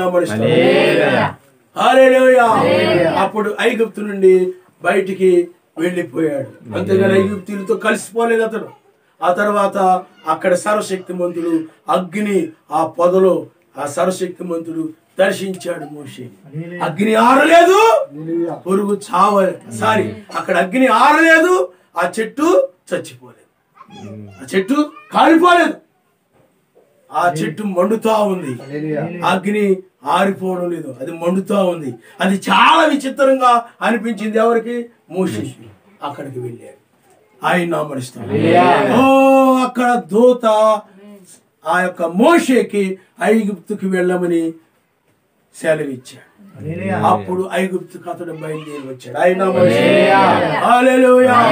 అక్కడ కూడా శోధన, ఆ యొక్క ఫరో ద్వారా శోధించబడ్డాడు మోషే. ఏ విధంగా శోధించబడ్డాడు? ఇజ్రాయేలుని ఐగుప్తు దేశానికి తీసుకుని వెళ్ళనివ్వకుండా అడ్డగించాడు. సాతానుడి పని అదే, వాడు వృత్తి అది, వాడి పని అది. వాడు ఎప్పుడు కూడా సాతానుడు నీకులాగా ప్రేమ కలిగి ఉండడు. వాడు సాతానుడి, వాడు ఒక అసూయపరుడు, వాడు ఒక దేశం కలిగిన వాడు, కక్ష కలిగిన వాడు, వాడు ఆ స్వభావం కలిగిన వాడు. అందుకనే వాడి ఆత్మ ఎవరిలో అయితే ఉంటుందో అదే లక్షణాలు బయటపడతా ఉంటాయి, అదే లక్షణాలు కనబడతా ఉంటాయి. ఆ ఫరోలో కూడా అదే ఆత్మ ఉండేది కాబట్టి ఆ ఆత్మను బట్టి ఆ యొక్క మోషే మీద, ఇశ్రాయేలు మీద వాడు కోపగించుకొని వాళ్ళని వెళ్ళనివ్వకుండా వాడు అడ్డగిస్తూ రకరకాలుగా ఇబ్బంది పెడుతూ ఉండేవాడు, శోధించేవాడు. దయ్యం యొక్క లక్షణాలు, దురాత్మ ఏ వ్యక్తిలోనైనా ఉన్నట్లయితే ఆ లక్షణాలు బయటకు వస్తూ ఉంటాయి. అసూయ, ద్వేషము, క్రోధము, కక్ష, ఇవన్నీ కూడా బయటకు వస్తూ ఉంటాయి. అదే పరిశుద్ధాత్మ ఉందనుకోండి, వాళ్ళలో ప్రేమ, సహనము, దీర్ఘశాంతము, ఆశానిగ్రహము, మంచితనము ఇవన్నీ కనపడతాం. సాధు స్వభావం కనపడుతుంది వాళ్ళలో, జాలి కనిగ్రహమే కనపడతా ఉంటాయి. కానీ ఈ దురాత్మ ఉన్న దయ్యం పట్టిన వాళ్ళలో ఈ యొక్క లోక సంబంధమైనటువంటి ఈ యొక్క ద్వేషము, అసూయ, క్రోధము, కక్ష, లోకాశలు, ధనాపేక్షలు ఇవన్నీ కనపడతా ఉంటాయి. కాబట్టి అధికార వాంఛ, ఏలాలనే వాంఛ, ఈ ఇజ్రాయెల్ అందరి చేత నేను ఇజ్రాయెల్ను కూడా పరిపాలించాలనేది ఆ వాంఛ, ఇవన్నీ ఆ ఫరోలో ఉన్నాయి. అందును బట్టి ఫరో మోషేని, ఇజ్రాయెల్ని ఐగుప్తు దేశం నుండి వెళ్ళనివ్వకుండా అడ్డుగిస్తూ వచ్చాడు. అయినా కానీ ఆ శోధనలో వాళ్ళు నిలబడ్డారు.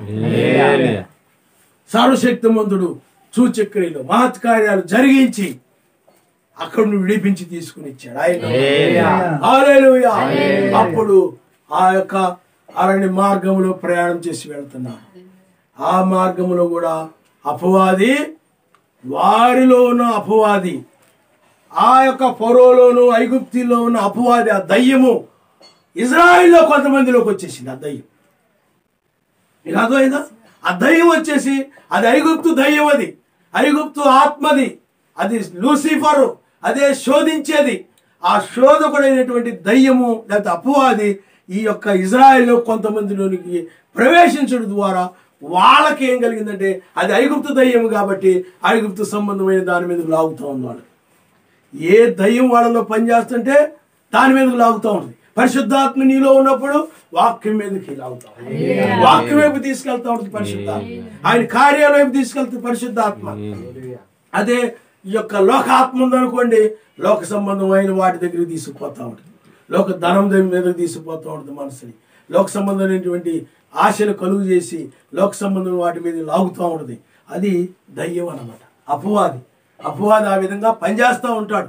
ఆ యొక్క ఐగుప్తు ఆత్మ వారు ఎర్ర సముద్రం దాటి వచ్చినా కానీ అది కూడా దాటి వచ్చేసింది. ఆత్మ దాటి వచ్చేసి ఇజ్రాయిల్ని పట్టుకుని ఇజ్రాయిల్లో ఉండి వాళ్ళు పనిచేస్తూ ఐగుప్తు వైపు అనేక మందిని అది తిప్పివేసింది. ఐగుప్తు విషయంలో వాళ్ళు ఐగుప్తు యొక్క మనసు కలిగి ఐగుప్తు యొక్క దాని మీద ప్రేమ కలిగి అందుకే వాళ్ళు అనేవారు, మోషే మేము అరణ్యములో నీరు లేదు, ఆహారం లేదు, అవి లేవు ఇవి లేవు, కానీ మేము ఐగుప్తు దేశంలో ఉన్నప్పుడు మేము అది తిన్నాం ఇది తిన్నాం ఇలాగుండేవాళ్ళమి అని ఆ విధంగా వాళ్ళు శోధించడం ఆరంభించారు.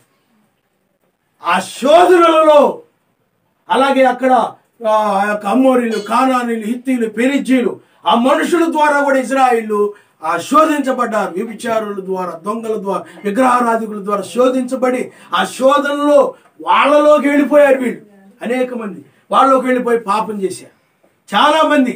ఎందుకనంటే సాతానుడు వాళ్ళని చూయించి వాళ్ళ వైపు ఇజ్రాయిల్ని లాగేశారు. ఆ శోధనలలో నిలిచిన వారు, మోషేతో నిలిచిన వారు ఇద్దరే. ఆయన ఆ తరములో ఇద్దరు, ఆ తర్వాత క్రొత్త వారు. మోషే మెస్సీకి పోలిక, మోషే మెస్సీకు సాదృశ్యంగా ఉన్నాడు, పోలికగా ఉన్నాడు. ఆ శోధనల్లో మోషేతో నిలిచిన వారు యెహోషువ, కాలేబు. వారు మాత్రమే ఆ యొక్క ఆ కొత్త వారు వారితో పాటు కొత్త వారు ఆ కానానులోనికి ప్రవేశించారు. శోధనలో నిలిచిన వాళ్ళే, కానీ శోధనలో నిలబడకుండా పడిపోయిన వారు ఏమండి, ఆ శోధనలో నిలబడకుండా పడిపోయినటువంటి వారు. ఎందుకంటే సాతాను ఐగుప్తుని జ్ఞాపకాన్ని తీసుకొచ్చేవాడు. ఐగుప్తులో ఉన్నప్పుడు మీరు అలా ఉండేవారు, ఇలా ఉండేవారు, అది తినేవారు, ఇది తినేవారు. ఈ మోషేతో వచ్చారు, ఏం బాగుంది, ఏమి నీరు లేదు, ఆహారం లేదు, ఏమి లేదు, అన్ని ఇబ్బందులే, అన్ని కష్టాలే, అన్ని శ్రమలే, అంత ఇరుకుగా ఉంది, అది ఎంత బాగుండేదో దీనికంటే అదే బాగుంది అని సాతానుడు ఏం చేశాడనంటే ఆ యొక్క ఐగుప్తుని తీసుకొచ్చి చూయించి ఆ మెస్సీ దగ్గరికి ఎలాగైతే లోకరాజ్యాలు చూయించి ఎలాగైతే ఆ మెస్సీని పడగొట్టాలని చూశాడో అలాగే వీళ్ళకు కూడా ఐగుప్తుని తీసుకొచ్చి చూయించి అలాగే ఆ యొక్క పెరిజీలు, హిత్తీలు ఇటువంటి అన్యులు ఉన్నారు, వాళ్ళను కూడా తీసుకొచ్చి చూచి వాళ్ళు చూడు ఎలా ఉన్నారు, వీళ్ళు చూడు ఎలా ఉన్నారు, ఆ స్త్రీలు చూడు ఎలా ఉన్నారు, ఆ పురుషులు చూడు ఎలా ఉన్నారు, వాళ్ళు చాలా బాగుంటారు, అలా బాగుంటారు, ఇలా బాగుంటారు, అవన్నీ కూడా వాడు చూయించి వాళ్ళని ఆ యొక్క చూయించినప్పుడు వీళ్ళు ఆ లోకంలోనికి లాగివేయబడ్డారు. ఆ శోధనలో వాళ్ళు దానికి ఆకర్షితులైపోయారు, పాపానికి ఆకర్షించబడ్డారు. పాపం ఎప్పుడు కూడా అందంగా కనపడుతుంది, పాపం ఎప్పుడు కూడా గొప్పగా కనపడుతుంది, పాపం ఎప్పుడు కూడా అదే చూడండి ఆ యొక్క కయ్యూను తీసుకొస్తున్నప్పుడు ఆ పండ్లు ఆ కాయలు చాలా అందంగా అందమైన ఆరాధన. కానీ ఏబేలు రక్తము, అక్కడ రక్తం కనపడతా ఉంది, అక్కడ రక్తపు వాసన కనపడతా ఉంది, కన్నులకు అందంగా అదేమీ లేదు. అందువల్ల ఆ విధంగా ఆ యొక్క శోధనలో వీళ్ళందరూ ఏమైపోయారంటే పడిపోయారు. శోధనలో మోషేతో నిలబడలేదు, ధర్మశాస్త్రంతో నిలబడలేదు, వాక్యముతో నిలబడలేదు. వీళ్ళు ఆ శోధనలో లోకస్తుల పక్షంగా నిలబడ్డారు, వ్యభిచారుల పక్షంగా నిలబడ్డారు, విగ్రహారాధికుల పక్షంగా నిలబడ్డారు, త్రాగుబోతుల పక్షంగా నిలబడ్డారు, లేకపోతే అన్యుల పక్షంగా నిలబడ్డారు, మత్స్యాగ సంఘాల పట్ల నిలబడ్డారు, ఆ యొక్క ఐగుప్తు పక్షంగా నిలబడ్డారు, లేకపోతే అసూయపరుల యొక్క గర్విష్ఠుల యొక్క వారి పక్షంగా నిలబడ్డారు. కానీ వాక్యం పక్షంగా నిలబడలేదు. సర్వశక్తి మంత్రి పక్షంగా, మోషే పక్షంగా, ధర్మశాస్త్రం పక్షంగా నిలబడలేదు. ఆయన వాక్యముతోనే నిలిచి ఉండాలి. వాక్యమే సత్యము, వాక్యమే నిత్య రాజ్యాన్ని ఇచ్చేది. వాక్యము ద్వారానే నిత్య రాజ్యాన్ని నువ్వు పొందుకుంటావు. నీతి, సమాధానము, పరిశుద్ధాత్మ ఆనందాన్ని నువ్వు పొందుకుంటావు. హల్లెలూయా. అపవాది కలుగుచే శోధనలలో ఆ మోషే ఆ విధంగా నిలబడ్డానికి కారణము ప్రార్థనా శక్తి. ప్రార్థించేవాడు మోషే, ప్రార్థనాపరుడు, ప్రార్థనా జీవితం కలిగిన వాడు మోషే. అతను ప్రార్థించేవాడు. యెహోషువ, కాలేబులు కూడా ప్రార్థించేవారు. వాళ్ళు ప్రార్థనాపరులు, ప్రార్థనా వీరులు. ఎప్పుడు కూడా వాళ్ళు ప్రార్థిస్తూ ఉండేవారు కనుక వారు వాక్యంతో నిలిచేవారు. లక్షల మందికి ప్రార్థనా జీవితం లేదు. అందుకే వాళ్ళకి శక్తి లేదు. ఆ శక్తి లేదు కాబట్టి, పరిశుద్ధాత్మ శక్తి వాళ్ళకి లేదు కాబట్టి ఆ శోధనల్లో, ఆ యొక్క అపవాది యొక్క శోధనల్లో, ఆ శోధనలు ఎదిరించగలిగినటువంటి ఆ యొక్క వ్యభిచారపు ఆలోచనలు, దొంగ ఆలోచనలు, విగ్రహారాధ ఆలోచనలు, వీటన్ని కూడా ఎదిరించగలిగినటువంటి శక్తి వారికి లేక వాటికి లోబడిపోయారు. ఆ విధంగా నశించారు. కాబట్టి పిల్లారా, అవి ప్రార్థన ద్వారానే సాధ్యం. అపవాది నీలో చెడు ఆలోచన పెట్టినంతగా వాడికి నీ హృదయంలో ఖాళీ దొరకకుండా నిత్యము నువ్వు ప్రార్థిస్తూ ఉండాలి.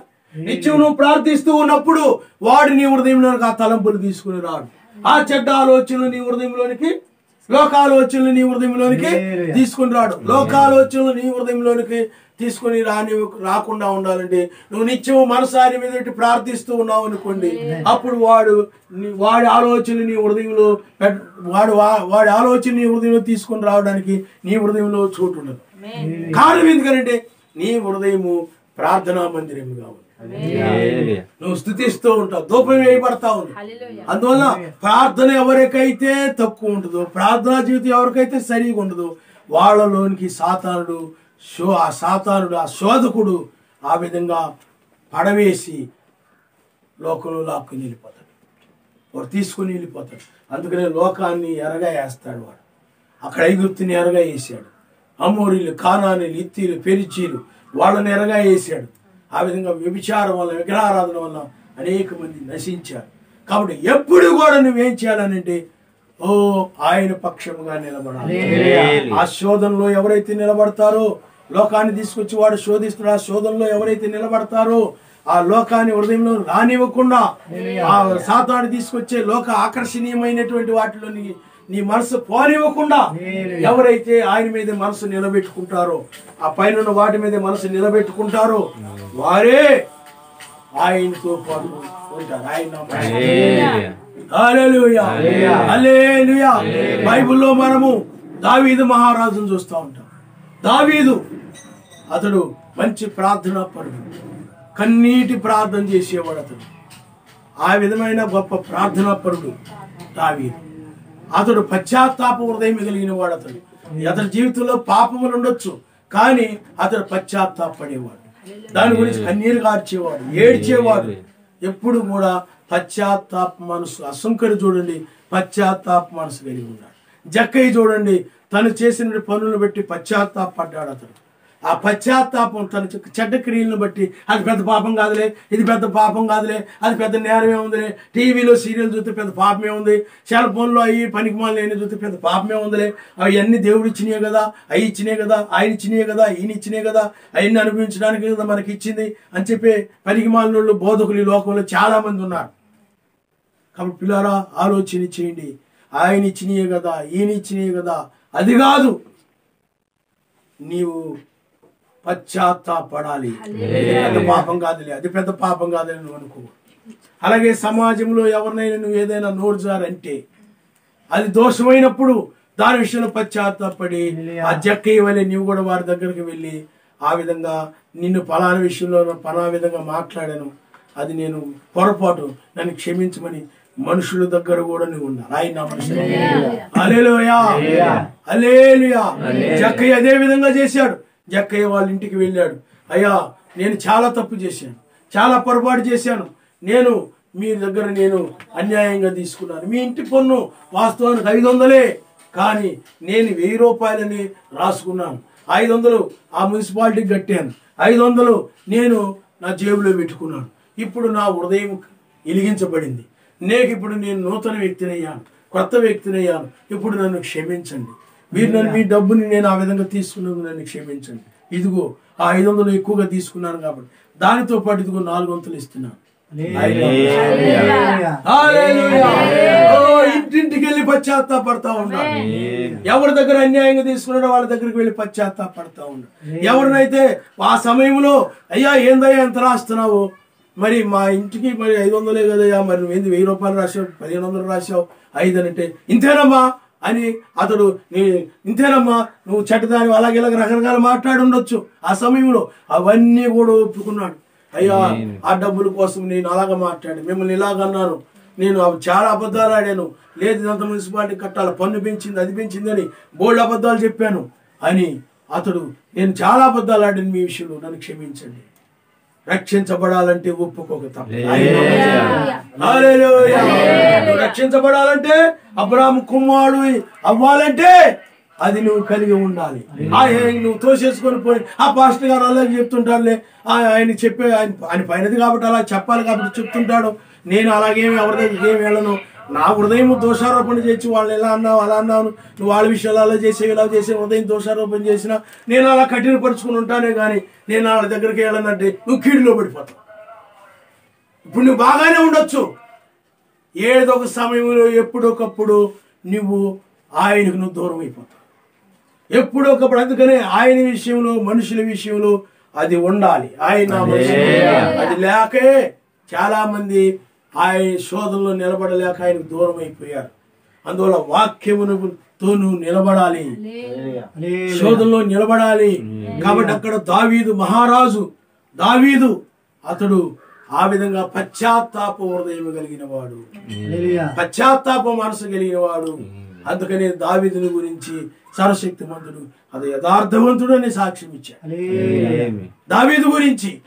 కాబట్టి ఆ దావీదుకు కూడా శోధనలు వచ్చాయి. ఆ శోధనలు ఫిలిస్తీన్ల ద్వారా వచ్చాయి శోధనలు. అలాగే తన యొక్క సొంత సోదరుల ద్వారా వచ్చాయి. సొంత సోదరులు ఎందుకు యుద్ధానికి వచ్చామని కోప్పడిపోయారు, కసురుకున్నారు.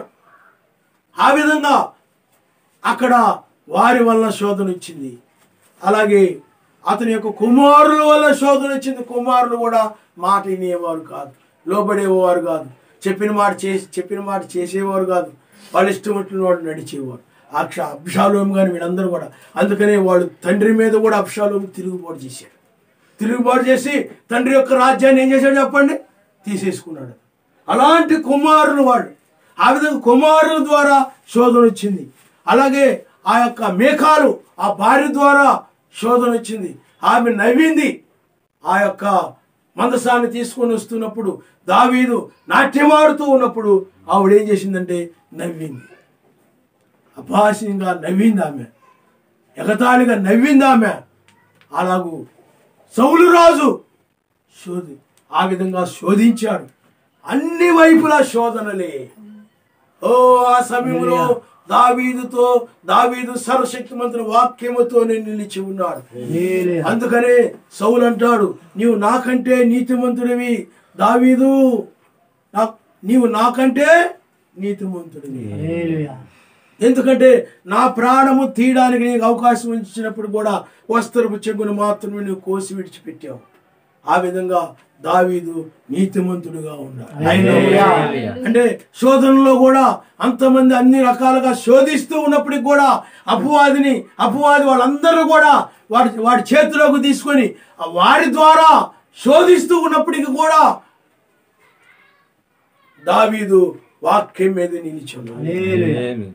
వాక్యం మీదే, వాక్యముతోనే శోధనలలో సర్వశక్తిమంతునితో నిలిచి ఉన్నాడు. ఆయన మనుషుడు అంతేగాని వాక్యాన్ని వదిలేయలేదు, సర్వశక్తిమంతుని వదిలేయలేదు.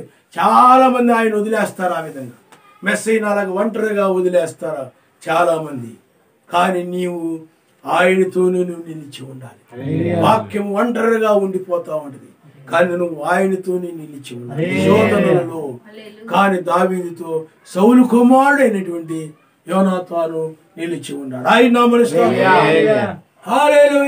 అతడు మంచి వధువుకు సాదృశ్యం, నీకు సాదృశ్యం, మంచి సమాజమునకు సాదృశ్యం. అతడు సౌలు చేసేటువంటి దావీదుకు వ్యతిరేకంగా సౌలు చేసే ప్రతి ఆలోచన తీసుకొని వచ్చి ఆ దావీదుకు చెప్పేవాడు. ఆ విధంగా అందుకనే ప్రాణము కంటే ఎక్కువగా యోనాతాను దావీదుని ప్రేమించాడు. వాళ్ళు అంతగా ఉన్నారు. శోధనలలో ఆ తండ్రి అనగా సౌలు రాజు చంపాలని రకరకాలుగా ప్రయత్నాలు చేస్తూ ఉన్నప్పుడు అతడు ప్రాణము ఆ యొక్క సౌలు రాజు యొక్క ఖడ్గముతో తీసివేయబడకుండా యోనాతాను అనేక సమయాలలో ఆ యొక్క దావీదుతో ఉండి అట్టి ఖడ్గము నుండి తప్పించుకున్నట్టుకు అతడు సహాయపడిన వాడుగా ఉన్నాడు. ఆయన శోధనలలో దావీదుతో నిలిచాడు, కష్టములలో దావీదుతో నిలిచాడు, కన్నీటిలో దావీదుతో నిలిచాడు. దావీదు అరణ్యముల్లో ఉంటే, కొండల్లో ఉంటే, ఎక్కడ ఉంటే అక్కడ యోనాతాను దావీదుతో కూడా ఆయన శోధనలలో దావీదుతో నిలిచాడు. నీవు కూడా ఆయనతోనే నిలబడాలి, ఆయనతోనే నీవు ఉండాలి, ఆయనతోనే నువ్వు జీవించాలి. శోధనల్లో వాక్యముతోనే నీవు ఉన్నప్పుడు అప్పుడు నీ నీతిమంతుడు అవుతావు. నువ్వు ఆయనకి నీకు సమాధానం కలుగుతుంది. అప్పుడు పరిశుద్ధాత్మ ఆనందాన్ని పొందుకుంటావు. అందుకని ఆయన ఆ శోధనలో ఎవరైతే నిలబడతారో వారికే నిత్య రాజ్యము, వారే దాన్ని పొందుకుంటారు తప్ప శోధనలో వాక్యాన్ని వదిలేసి వాక్యాన్ని మీరిపోయి లోకంలో మనుషులతో కలిసిపోయి ఏమ్మా ఎందుకు అలా కలిసిపోయింది, పరిస్థితులు అలాగ వచ్చేయండి, సమస్యలు అలాగ వచ్చేసేయండి, ఒడిదుడుకులు అలాగ వచ్చేసేయండి, లోకంలో కలిసిపోయేలాగా అంటున్నారు చాలా.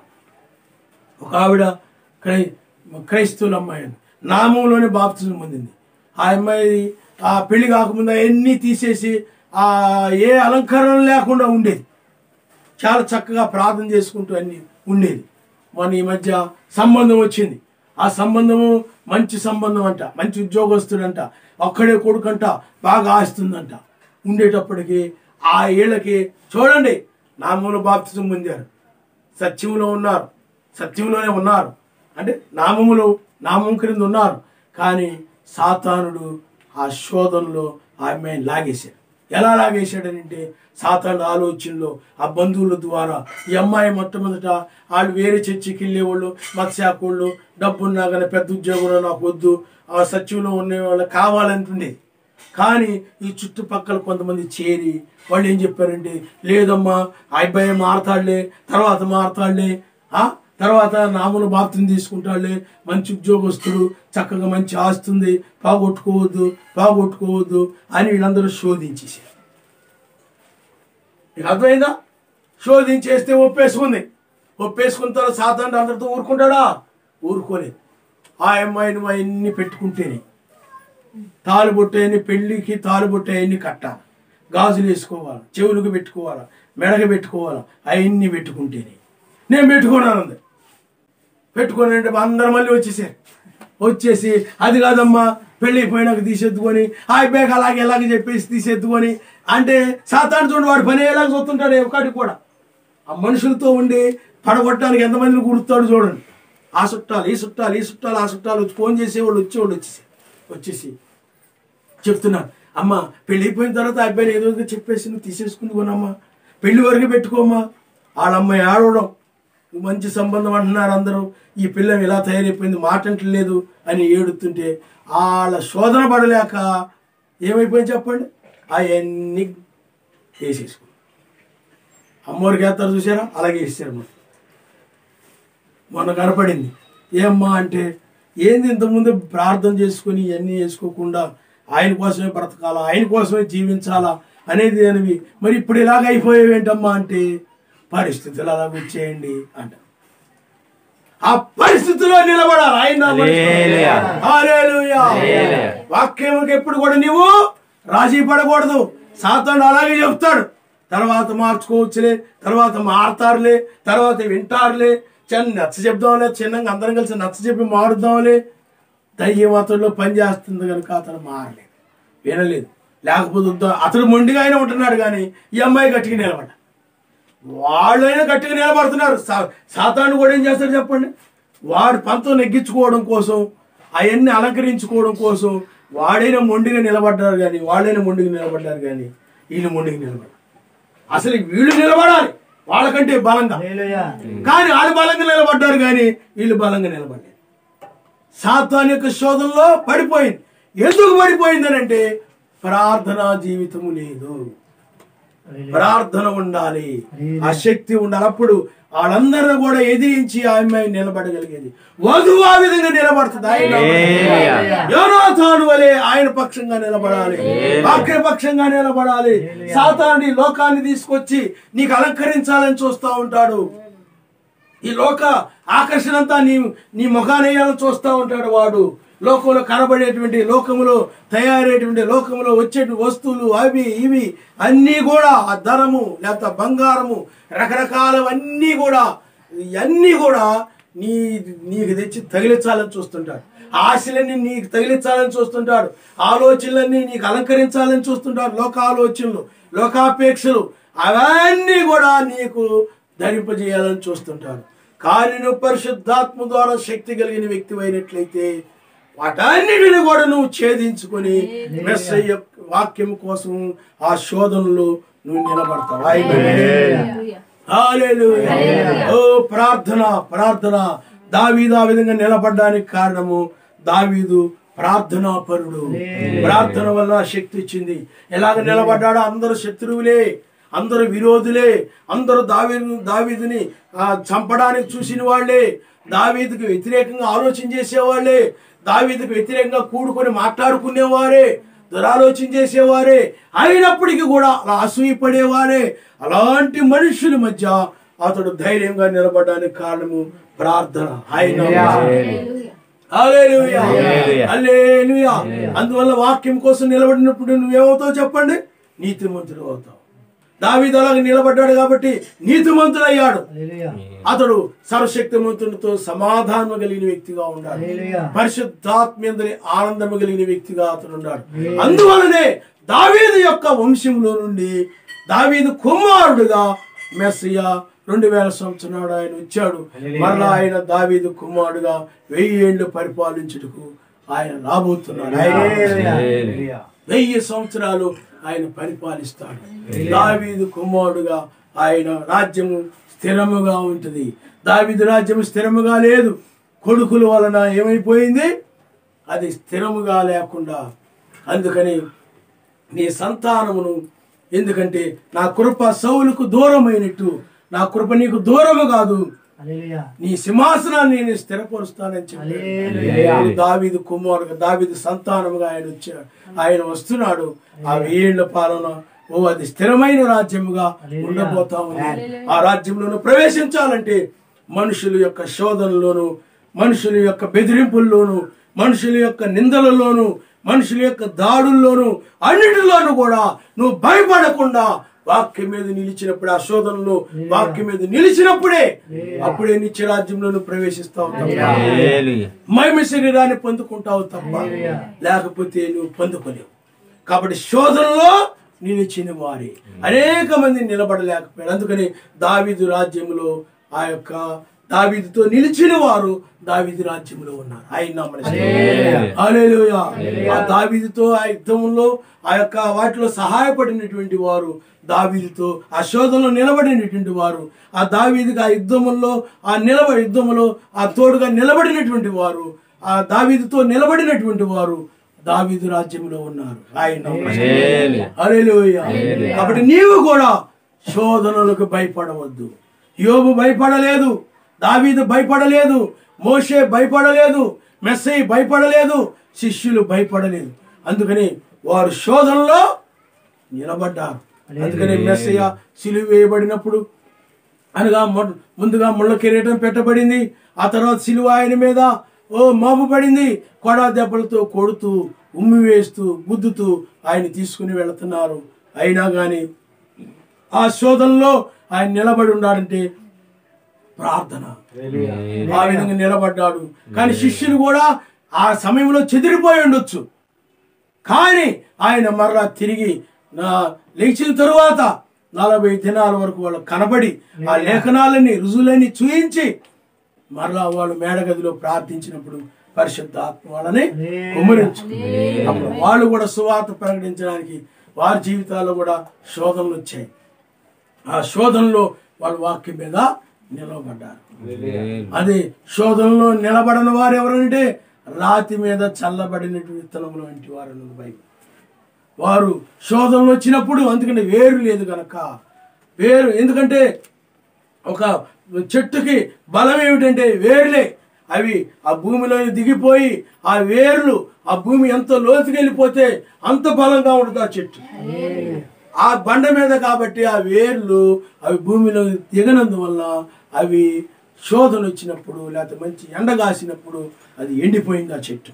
అలాగే నీ జీవితంలో కూడా నీవు కూడా ప్రార్థన యొక్క బలము నువ్వు కలిగి ఉన్నప్పుడు ఆ చెట్టు వేర్లు భూమి లోపలికి ఎంత లోతుకు వెళ్ళిపోతే ఎంత బలంగా ఉంటుందో అలాగే నీవు కూడా ఆ బలము కలిగి ఉన్న వ్యక్తివి కాబట్టి ఏ శోధనలు వచ్చినా నీవు తట్టుకొని అక్కడ పౌలు నిలబడినట్టుగా, మెస్సీ నిలబడినట్టుగా, యోబు నిలబడినట్టుగా నువ్వు కూడా వాక్యం కోసం నిలబడాలి. వాళ్ళు కూడా మనలాంటి మనుషులే. ఏలియా కూడా ఆ దినాల్లో యెజబెలు వలన చాలా శోధనలు వచ్చాయి. ఆ ఆ ప్రవక్తల వలన ఆ యొక్క ఏలియాకి శోధనలు వచ్చాయి. ఆ శోధనల్లో కూడా ఏలియా నిలబడి ఉన్నాడంటే దానికి కారణము ప్రార్థన. ప్రార్థనా పరుడు అతడు. ఆ శోధనలో మెస్సీతోనే నిలబడ్డాడు, వాక్యంతోనే నిలబడ్డాడు. ఆ శోధనలు పడలేక, అవి పడలేక, ఈ నిందలు పడలేక, ఎందుకు ఈ నిందలన్నీ పడకుండా ఉండాలంటే ఏం చేయాలి, ఈ శ్రమలన్నీ పడకుండా అంటే ఏం చేయాలి, ఈ కష్టాలన్నీ పడకుండా ఉంటే ఏం చేయాలి, యెజబెలుతో కలిసిపోతే ఈ బాధ ఉండదు కదా అని కలిసిపోలేదు.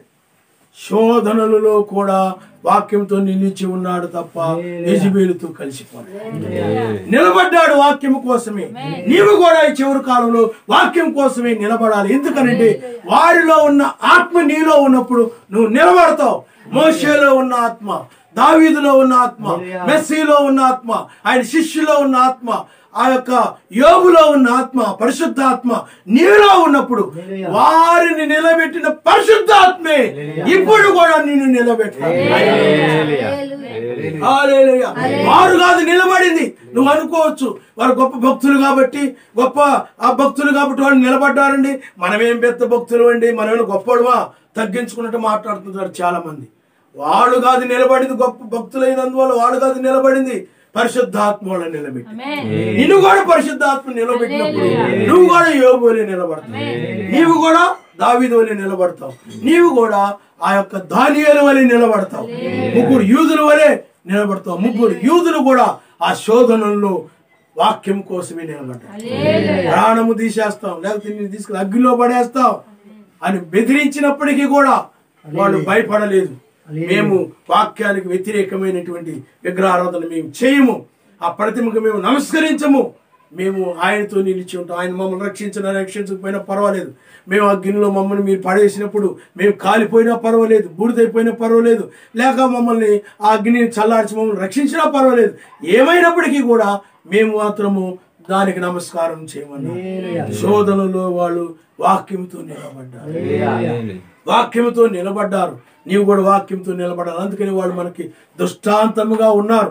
వారు ఎలా నిలబడ్డారో మనం కూడా అలా నిలబడడం కోసమే వాళ్ళందరూ మనం దృష్టాంతంగా ఉంచాడు. అంతేగాని వాళ్ళు చాలా గొప్ప భక్తులు, గొప్ప ఉన్నతమైన వాళ్ళు, గొప్ప ప్రార్థనా పరులు అని చెప్పుకుని నువ్వు నిద్రపోవడానికి కాదు, నువ్వు వాక్యం మీరిపోవడానికి కాదు, వాళ్ళ వలె ఉండాలని వాళ్ళని నీకు మాదిరిగా ఉంచాడు. వాళ్ళ వలె నిలబడాలి. వాక్యాన్ని ప్రేమించి వాళ్ళంతగా నిలబడ్డారు. లోక సంబంధమైన వాటిలో పడిపోలేదు కానీ వాక్యంతో నిలబడ్డాడు. ఎందుకంటే లోకంలో సమస్తము వ్యర్థమని బైబిల్ చెప్తుంది. అందుకనే లోకంలో ఇంతకుముందు రాజులు ఉన్నారు, రాజ్యాలు ఉన్నాయి, అవన్నీ వాడు కష్టపడి రాజ్యాలు నిర్మించారు, కోటలు కట్టారు, అవన్నీ కూడా ఈనాడు వ్యర్థమైపోయి అవి ఈనాడు ముళ్ళ తుప్పలతోటి, ముళ్ళ చెట్లతోటి, ఆ యొక్క పందికొక్కులు లేకపోతే పాములు అవన్నీ తిరుగుతూ ఎంత భయంకరంగా మనం చూస్తూ ఉంటాం. ఒక దినాన్ని ప్రపంచం యొక్క పరిస్థితి కూడా అగ్నితో కాల్చివేయబడుతుందని బైబిల్ చెప్తా ఉంది. అణుబాంబులు సిద్ధంగా ఉన్నాయి. ఎవరొకడు పిచ్చోడు వస్తాడు అంటే ఆ పిచ్చోడు ఏం చేస్తాడో తెలీదు, ఆ పిచ్చోడి చేతులు రాయిందనుకో ఎటు విసురుతాడో తెలీదు. అలాగే ఒక పిచ్చి అధ్యక్షుడు వస్తాడు, ఒక దేశము, అదే రష్యా. ఆ రష్యా ద్వారానే అమెరికా, ఈ యొక్క యూరోపియన్ కంట్రీస్ ఈ యొక్క మూడవ ప్రపంచ యుద్ధానికి దారితీస్తాయి. అందువల్ల రష్యా అది కమ్యూనిస్ట్ దేశం, సర్వశక్తిమంతుడు అంటే వాక్యం అంటే భయం లేనటువంటి దేశం అది. అలాంటి నాయకులు, అలాంటి అలాంటి అధ్యక్షులు రంగం మీదకి వచ్చినప్పుడు మూడవ ప్రపంచ యుద్ధం వస్తాయి. అప్పుడు అణుబాంబులు బయటకు తీయబడతాయి. ఇప్పుడేమి రాదులే, ఇప్పుడేమి అవదులే అనుకోకండి. బైబిల్ చెప్తుంది అగ్ని చేత భూమి శుద్ధి చేయబడుతుందని, అగ్ని చేత కాల్చివేయబడుతుందని. కాబట్టి ఇప్పుడు అణుబాంబులు సిద్ధంగా ఉన్నాయి. ఒక అణుబాంబు కనుక పడినట్లయితే అది 20 కిలోమీటర్ల వరకు కూడా చాలా భయంకరమైన పరిస్థితి. మొత్తము కూడా ఇసుక వలె మారిపోద్ది, ఇసుకగా కనపడుతుంది. నీవు ఒక్క రాయి కానీ ఒక్క ఇనుప మొక్క కానీ ఏమి కనపడదు, అన్నీ కూడా కరిగిపోయి మొత్తం కూడా కనబడకుండా అంత భయంకరమైన అనుభవములు ఉన్నాయి ప్రపంచంలో. అది మన దేశంలో ఉన్నాయి, అమెరికా, చైనా, పాకిస్తాన్ ఈ దేశాలన్నీ కలిగి ఉన్నాయి. కాబట్టి మూడవ ప్రపంచ యుద్ధం అది వస్తుంది. బైబిల్ చెప్పిన ప్రకారంగా అది శుద్ధి చేయబడుతుంది. కనుక దాని నుండి నువ్వు తప్పించుకోవాలంటే ఈ చివరి కాలంలో వాక్యం మీద నువ్వు నిలబడాలి. ఈ తెల్లవారుజామున శోధనలో నువ్వు నిలబడాలి. ఓ లోతు శోధనలో నిలబడ్డాడు. సర్వశక్తిమంతుడు వెనక్కి తిరగకుండా మీరు వెళ్ళిపోమని చెప్పాడు. అంటే సొదం వైపు చూడకుండా వెళ్ళిపోమని చెప్పాడు. అప్పుడు సాతానుడు శోధించాడు. సాతానుడు అయ్యో ఎన్ని వదిలిపెట్టి వెళ్ళిపోతున్నారు, ఆలోచనలో ఇంత కష్టపడి కట్టుకున్నారు, ఇంత కష్టపడి చేసుకున్నారు, ఇవన్నీ వదిలిపెట్టి వెళ్ళిపోతున్నారా, ఈ ఆస్తులన్నీ వదిలిపెట్టి వెళ్ళిపోతున్నారా, సొదొమ గొమొర్రాలో మీకు స్నేహితులు ఉన్నారు, మీ బంధువులు ఉన్నారు, వాళ్ళు ఉన్నారు, వీళ్ళు ఉన్నారు, ఇవన్నీ వదిలిపెట్టి వెళ్ళిపోతున్నారా అని సాతానుడు వాళ్ళ ఆలోచనలో శోధించడం ఆరంభించాడు. సర్వశక్తిమంతుడు ఒకవైపు ఏం చెప్తున్నాడు అంటే, ఇదిగో సొదొమ గొమొర్రా కాల్చివేయబడబోతున్నాయి, ఇవేమీ ఉండవు, మీరు త్వరగా వెళ్ళిపోండి అని సర్వశక్తిమంతుడు ఒకవైపు చెప్తూ ఉన్నాడు. సాతానుడేమో సొదొమ గొమొర్రా వైపు లాగుతూ ఉన్నాడు, సర్వశక్తిమంతుడేమో సోయరు వైపు లాగుతూ ఉన్నాడు. అప్పుడు లోతు ఏం చేశాడంటే శోధనల్లో అతడు జయించాడు, ఆలోచనలు జయించాడు. అప్పుడు ఆ యొక్క సొదొమ గొమొర్రా వైపు లాగే ఆలోచనలు జయించి వాక్యానికి లోబడి వెళ్ళిపోయాడు. శోధనలో నిలబడ్డాడు, అతడు వాక్యంతో నిలబడ్డాడు, దూతల మాటతో నిలబడ్డాడు. కానీ ఈ యొక్క లోతు భార్య ఆ యొక్క నమ్మలేదు, అంతమైపోద్దంటే నమ్మలేదు. ఈనాడు ఆ యొక్క విశ్వాసం నీకు కావాలి, ఆ యొక్క నమ్మకం నీకు ఉండాలి. అంతం కాబోతుందని, అంతమయ్యేది సత్యమని నువ్వు నమ్మినప్పుడే వాటి మీద మనసు పెట్టుకోకుండా. ఆమె నమ్మలేదు కాబట్టి వాటి మీద ఆమెకు మనసు పోలేదు, వాటి మీద వాడి లోక సంబంధం ఆశలు ఆమెకు పోలేదు, సొదొమ గొమొర్రా మీద ఆశలు ఆమెకు పోలేదు. ఆమె ఏమైపోయిందనంటే ఆ దూతలు మాటలు నమ్మలేదు, ఆమె సాతానుడు మాటలే నమ్మింది. ఎందుకంటే ఆత్మీయంగా వాడు పనిచేశాడు. ఆనాడు ఏదోలో సర్పంలో ఉండి పనిచేశాడు, కానీ హృదయంలో ఉండి పనిచేశాడు. ఆమెతో ఏమంటున్నాడు అంటే, ఇది ఏమి ఆవదు, ఎప్పుడు నుండి చెప్తున్నారు, ఎప్పటి నుంచో నాశనం అయిద్దని టీవీలో, రేడియోలో చాలాసార్లు 2000 సంవత్సరాలకి గతించిపోయిద్ది అన్నారు, ఇన్ని సంవత్సరాలకి గతించిపోయిద్ది అన్నారు, ఏమీ అవ్వలేదు, చాలా మంది ఇలా చెప్పి వెళ్ళిపోయారు, ఏమీ అవ్వదు అని ఆ యొక్క దయ్యము ఈ యొక్క లోతు భార్యకి బోధించి ఆ మాటల్ని ఆమె నమ్మి ఇప్పుడు అలా అంతం కాదులే అని ఆమె సొదొమ గొమొర్రా వైపు తిరిగిపోయింది. ఏమైపోయింది చెప్పండి? ఉప్పు స్తంభం అయిపోయింది. కాబట్టి పిల్లారా, ఈ లోకములోని ఏవి కూడా ఆయన రాజ్యంలో ఉండవు. ఇవన్నీ మనుషులను శోధిస్తూ ఉంటాయి. వస్తువులు, డబ్బు, సామాన్లు, ఈ రోడ్లు, ఈ పట్టణాలు, ఈ నగరాలు, ఇవన్నీ ఏం చేస్తాయని చెప్పండి? మనుషుల్ని శోధిస్తూ ఉంటాయి. సాతానుడు శోధిస్తూ ఉంటాయి. ఇది చూడు ఎంత బాగుందో, ఈ బండి చూడు ఎంత బాగుందో, ఈ కారు చూడు ఎంత బాగుందో, లేకపోతే బిల్డింగ్ చూడు ఎంత బాగుందో, ఇది చూడు ఎంత బాగుందో, ఇది నీకుంటే బాగుంటుంది, అది నీకుంటే బాగుంటుంది, అదైతే అది చూడండి ఎంత బాగుందో, అది నీకు ఇంకా చాలా బాగుంటుంది, ఇదైతే నీకు చాలా బాగుంటుంది. ఆ విధంగా సాతానుడు ఆశలు కలుగు చేస్తూ ఉంటాడు, నీ హృదయాన్ని అటువైపు లాగుతూ ఉంటాడు. సాతానుడు వాడు శోధకుడు, మెస్సయ్యను కూడా అలాగే శోధించాడు. కానీ వీటిని ఏటి మీద కూడా నువ్వు మనసు పెట్టుకోకుండా పైన ఉన్నటువంటి మధ్యాకాశానికి ఆయన రాబోతున్నాడు, ఆయన మీద నువ్వు మనసు పెట్టుకుని ఆ రాజ్యం కోసం నీతిమంతుడుగా జీవించాలి. ఆయనకి నీకు మధ్య ఏ విరోధం లేకుండా సమాధానం కలిగి ఉండాలి. మనుషులు నీకు విరోధంగా మారినా పర్వాలేదు, మనుషులు నీకు శత్రువులుగా మారినా పర్వాలేదు, కానీ సర్వశక్తిమంతునికి విరోధంగా నీవు ఉండకూడదు. ఆయనకి నీకు మధ్య ఏ పాపం అడ్డుగా ఉండకూడదు, అది లేకుండా చూసుకో. ఆయనకి నీకు మధ్య పాపం అడ్డు లేకుండా నువ్వు చూసుకో. దానికోసము నీవు జీవించాలి, దానికోసం నువ్వు నిలబడాలి. ఏదైనా అడ్డు, నువ్వు మనుషులందరితో సమాధానం కలిగి ఉండొచ్చు. మరి ఇటుకట్టు ఉండే వాళ్ళకి అందరికి మంచి వాళ్ళు అవుతారు. నువ్వు అన్ని మతాలు ఒకటే, అన్నీ ఒకటే, అందరూ ఒకటే, అన్నీ ఒకటే అంటే అందరూ నీతో మంచిగా ఉంటారు. కానీ అది వాక్యానికి వ్యతిరేకము, అది తప్పు, ఇది సత్యం అన్నప్పుడు వాళ్ళు వ్యతిరేకంగా తయారవుతారు. నీకు లేకపోతే వాళ్ళందరూ కూడా నీకు అనుకూలంగా మంచిగానే ఉంటారు. కానీ ఎప్పుడైతే నీవు వాక్యం ఉన్నది ఏం చెప్తుందో దాన్ని నువ్వు మాట్లాడినప్పుడు నీకు శత్రువులు తయారవుతారు. నీకు విరోధులు అనేక మంది ఉండొచ్చు. నీవు సమాధానం కలిగిన వ్యక్తి ఒక్కరు ఉండొచ్చు, ఆయనే మెస్సయ్య. ఆయనతో నువ్వు సమాధానం కలిగి ఉంటే చాలు. లోకంలోనిది ఏది నిన్ను ఏమి చేయాలి. ఎందుకంటే లోకంలో ఉన్నవాని కంటే నీలో ఉన్నవాడు గొప్పవాడు. అందుకనే అక్కడ ముగ్గురు యూదులు గాని దానియేలు గాని లోకమంతా వ్యతిరేకమైనప్పటికీ పర్వాలేదు, కానీ ఆయనకు మాత్రం నేను విరోధంగా ఉండి నేను ఏమీ చేయలేను. అందుకని లోక విరోధంగా ఉన్నప్పటికీ కూడా ఆయనతో సమాధానం కలిగి ఉండు కొరకై ఆయనకు విరోధమైన పని చేయకుండా ఆయనకి ఏది ఇష్టమో దాన్ని నెరవేర్చి సర్వశక్తిమంతో సమాధానం కలిగి ఉన్నాడు. అందువలనే ఆ సమాధానం కలిగి ఉన్నాడు కాబట్టి ఆ సింహాలు నోరు మూయబడ్డాయి. నీవు సర్వశక్తితో సమాధానం కలిగి ఉన్నప్పుడు, నీవు సమాధానంగా నీకు సర్వశక్తిమంతుడు స్నేహితుడిగా ఉన్నప్పుడు, ఆయనకి నీకు మధ్య ఏ విరోధము లేనప్పుడు సింహములు కాదు, అగ్ని కాదు, లోకంలోని అనుభవములు కాదు, ఏది కూడా నిన్ను ఏమి చేయాలి. ఓ దావీదు ఉన్నాడు, సర్వశక్తిమంతుతో సమాధానం కలిగిన వ్యక్తి. దావీదుకి సర్వశక్తిమంతుడు స్నేహితుడిగా ఉన్నాడు. సర్వశక్తిమంతుడు దావీదుకు తోడుగా ఉన్నాడు. గొల్లియాతు ఏమి చేయలేకపోయాడు, ఫిలిష్తీయులు ఏమి చేయలేకపోయారు. కాబట్టి పిల్లారా, అపవాది వైపు అనేక మంది ఉండొచ్చు, కానీ నువ్వు మెస్సయ్యతో ఉంటే, మెస్సయ్య నీకు తోడుగా ఉంటే లోకమంతా ఏకమైనా కానీ నిన్ను ఏమీ చేయలేదు. ఇజ్రాయెల్ దేశమంతా ఒక్కటైపోయింది, యెజబెలు వైపు ఉండిపోయింది. ఆ యొక్క ప్రవక్తలు చంపేశారు, ధర్మశాస్త్రాన్ని తులసేశారు, బలిపీఠాలు పగలగొట్టేశారు. కానీ ఏలియా నిలబడ్డాడు. ఆయన ఆ యొక్క ఇశ్రాయేలు దేశమంతా విరోధముగా ఉన్నప్పటికీ ఒకే ఒక్క వ్యక్తి ఉన్నాడు, సర్వశక్తిమంతునితో సమాధానం కలిగిన వ్యక్తి ఉన్నాడు.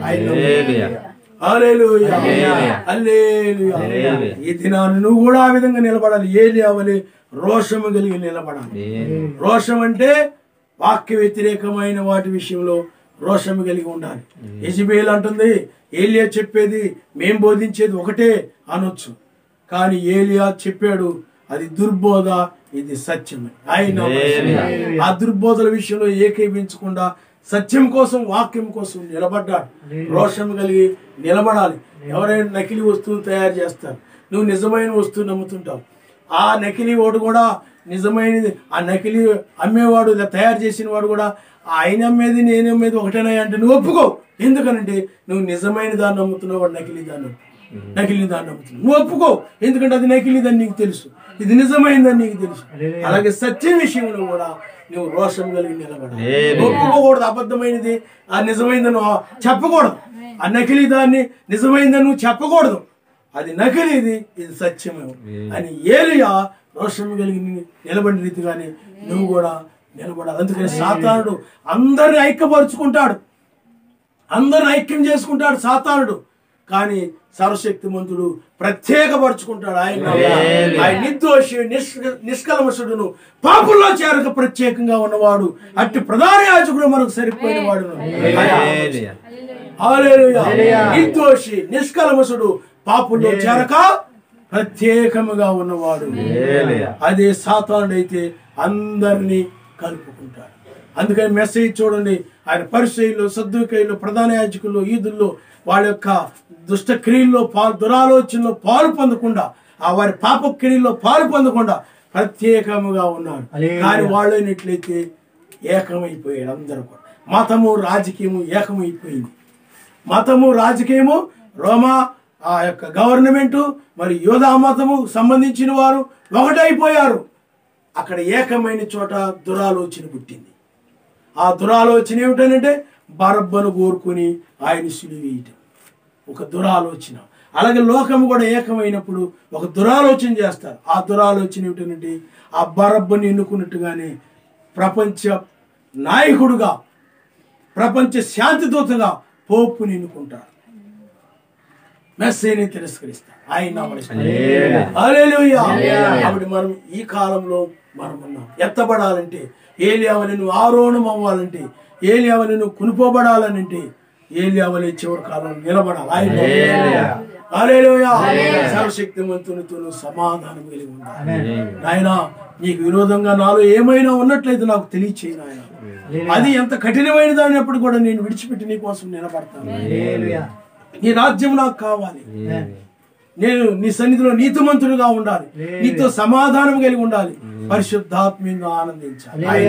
ఎల్లప్పుడూ ఆయన ఎందు ఆనందించుడు చెప్తుంది. లోక సంబంధమైన వాటి ఎందు ఆనందించుడని బైబిల్ చెప్పడంలా ఈనాడు మనుషులు లోక సంబంధమైన వాటిని సంపాదించుకుని మేము అంత ధనవంతులం అయ్యాం, ఇంత ధనవంతులం అయ్యాం, ఇంత ఆశీర్వాదం పొందాం, అంత ఆశీర్వాదం పొందాం అని ఈ లోక సంబంధమైన వాటిని చూసుకుని ఆనందిస్తూ ఉన్నారు. ఇది తాత్కాలికమైన ఆనందమే. అవి ఎందుకంటే ఇవి స్థిరమైనవి కావు, ఈ లోకంలో ఏవి కూడా శాశ్వతమైనవి కావు. కానీ నీవు ఆయన్ని కలిగి ఉన్నప్పుడు, ఆయన నీకు తోడుగా ఉన్నప్పుడు, ఆయన యందు ఆయనే పరిశుద్ధాత్మ గనుక, ఆయనే వాక్యమై ఉన్నాడు గనుక, ఆ వాక్యమును బట్టి, ఆ రక్షణను బట్టి, నువ్వు వెళ్ళేటువంటి ఆ రాజ్యాన్ని బట్టి, అనగా నశించిన దానిని బట్టి నువ్వు ఆనందిస్తూ ఎల్లప్పుడూ ఆయన యందు ఆనందించు. ఎల్లప్పుడూ ఆయన యందు ఆనందించుడి. ఎల్లప్పుడు కూడా ఆయన్ని కలిగి ఉన్నందుకు సంతోషిస్తుండాలి. ఎందుకంటే ఆయన అమర్త్యుడు, నాశనం లేనివాడు. నీకు అమర్త్యతనిచ్చేవాడు ఆయనే. నాశనం లేని శరీరమును, మహిమ శరీరాన్ని ఇచ్చేవాడు ఆయనే. కాబట్టి నీవు ఈ నశించేటువంటి, క్షయమైపోయేటటువంటి ఈ యొక్క మర్త్యమైనటువంటి వాటి మీద నువ్వు మనసు పెట్టుకోనకుండా ఆయన మీద నువ్వు మనసు కలిగి ఆయన్ని ధ్యానించు, ప్రార్థించు, ఆయన కోసమే నువ్వు బ్రతకాలి. ఆయన ఉన్న దానితో సంతృప్తి పడుతూ ఉండాలి. బైబిల్ అదే చెప్తా ఉంది, ఏది ఉంటే దాంతో నువ్వు సంతృప్తి పడి ఉండాలి. ఏది ఉంటే ఈరోజు నీకు ఆహారం, ఏదైనా ఒక పచ్చడి ఉండి, ఒక ఆహారం ఉంది, దాంతో సంతృప్తి పడి ఉండు. అది ఉంది కాబట్టి దాంతో అదే సంతృప్తి పడి ఉండు. నీకు ఆయన ఆ రోజు అదే ఇచ్చాడు, దాంతో సంతృప్తి పడి ఉండు. నాకు అది కాదు, ఇది కాదు, అది ఉంటే బాగుండే, చికెన్ ఉండాలి, బిర్యానీ ఉండాలి అని నువ్వు ఇంకా వాటిని వీటిని ఆశిస్తూ ఉండకూడదు. సంతృప్తి పడాలి. ఉన్న దానితో నువ్వు సంతృప్తి పడు. నీకు ఏదైనా చిన్న గృహం ఇస్తే దానితో నువ్వు సంతృప్తి పడు. అయ్యో వాళ్ళందరూ అది కలిగి ఉండాలి, ఇది కలిగి ఉండాలి, నేను కూడా అలాగ చేయాలి, ఇలాగ చేయాలని వాళ్ళని చూసి నువ్వు కూడా అలాంటి ఆశల్లోకి వెళ్ళిపోకూడదు. ఎందుకంటే రాబోయే రాజ్యంలో 1000 ఏళ్ల పాలనలో లోకాశలు ఉండవు, ఐక్య విచారాలు ఉండవు, ధనాపేక్షలు ఉండవు, ఇవేమీ ఉండవు. ఇదేంటంటే ఆదాము వాళ్ళు ఆజ్ఞ అతిక్రమించిన తర్వాత, ఈ శరీరం వచ్చిన తర్వాత, మహిమ శరీరాన్ని పోగొట్టుకొని ఈ యొక్క మర్త్యమైన శరీరం వచ్చిన తర్వాత, ఈ శరీరాన్ని బట్టి వచ్చినవే ఇవన్నీ కూడా. ఈ పట్టణాలైనా, ఈ వస్తువులైనా, ఈ ప్రతిదీ కూడా ఆ విధంగా వచ్చినవే. కానీ ఆయన ఇవన్నీ ఇవ్వలేదు. ఆయన సృష్టిని ఇచ్చాడు. ఆయన సృష్టిని సృష్టించి వాళ్ళకి దాన్ని దయచేశాడు. అయితే వీళ్ళు వాక్యం మేరడం వలన ఈ శరీరానుసారమైన మనసు వచ్చేసింది, ఆత్మానుసారమైన మనసు పోయింది. అప్పుడు ఈ శరీరం కోసమే ఇవన్నీ. అందుకని ఈ భూ సంబంధమైనవని బైబిల్ చెప్తా ఉంది. ఇవన్నీ భూమిలో నుండి వచ్చినవి. ఒక రాయి వచ్చిందనంటే అది మట్టిని రాయిగా తయారు చేసి దాన్ని కాల్చి అది భూమిలో నుండి వచ్చింది.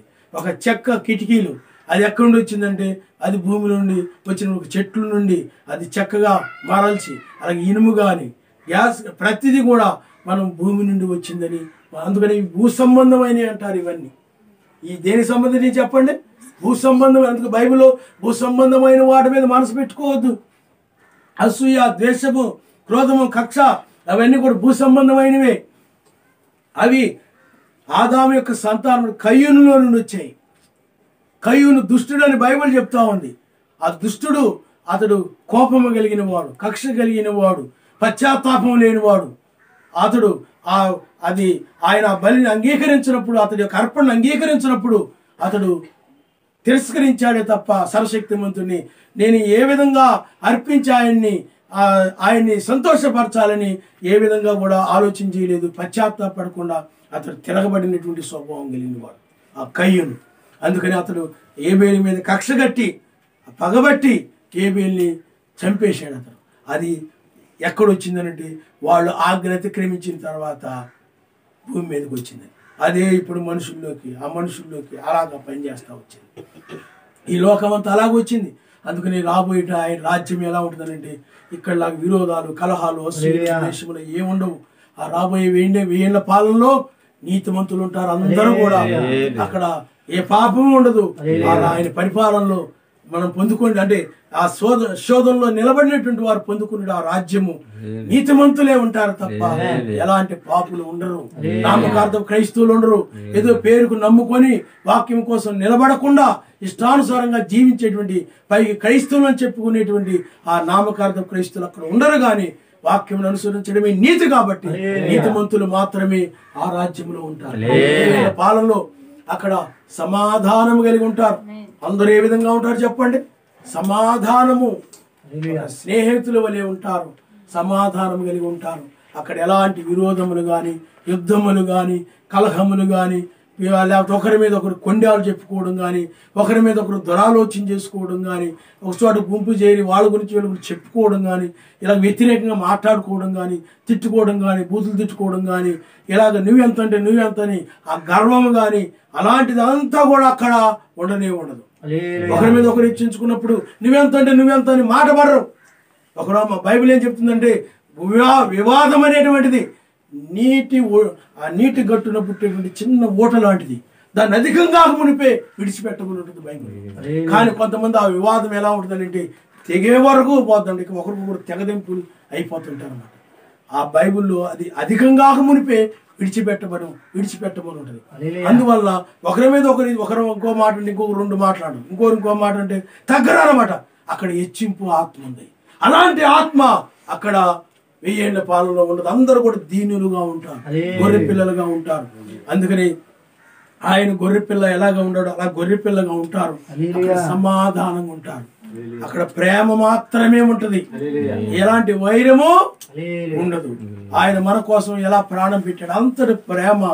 అక్కడ ప్రేమ కలిగి ఒకరి పట్ల ఒకరు ప్రేమ కలిగి నీతిమంతులుగా ఉంటారు.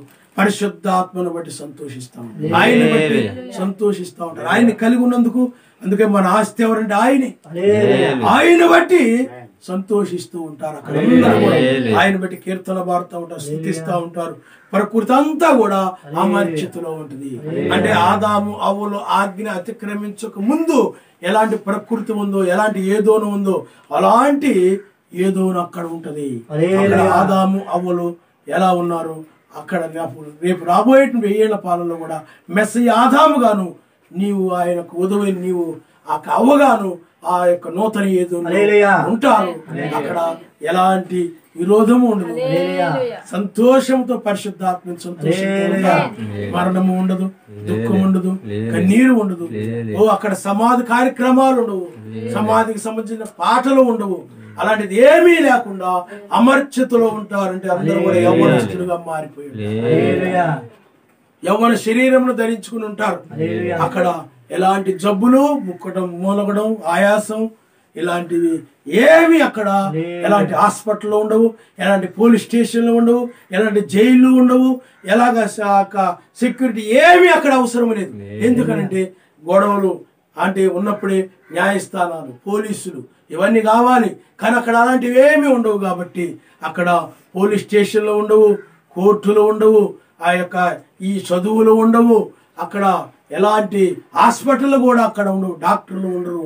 ఎందుకంటే అమర్చితులు ఉంటారు, 1000 ఏళ్ళు జీవిస్తారు. అలాంటి రాజ్యము రాబోతాం. ఆ రాజ్యాన్ని నువ్వు పొందుకోవాలంటే సాతానుడు కలుగు చేసి సాతాను వల్ల వచ్చే శోధనలో వాక్యం మీదే నువ్వు నిలబడాలి.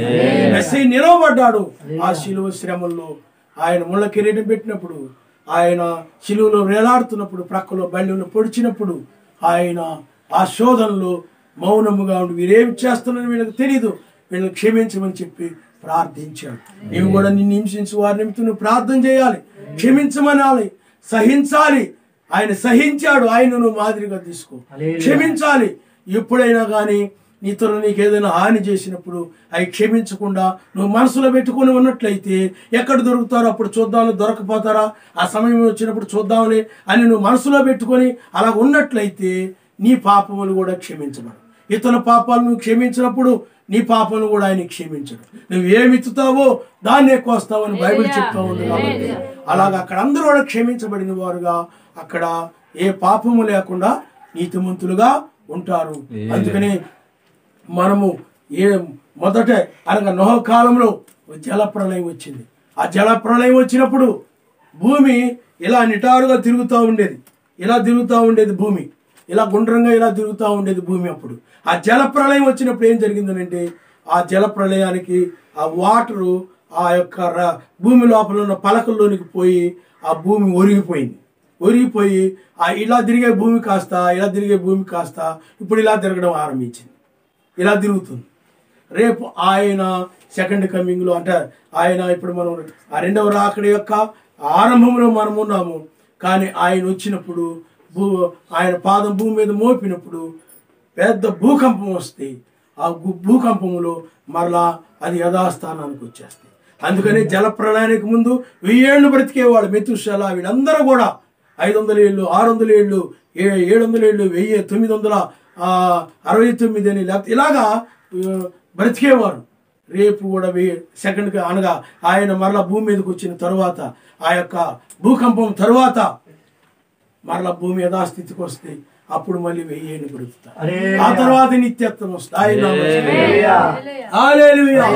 అప్పుడు పిల్లలు ఆలోచన చేయండి, అట్టి గొప్ప రాజ్యాన్ని నువ్వు పొందుకోవాలనుకుంటే అక్కడ ఏ భయమో ఉండదు, అక్కడ ఏ శత్రువుల భయమో ఉండదు.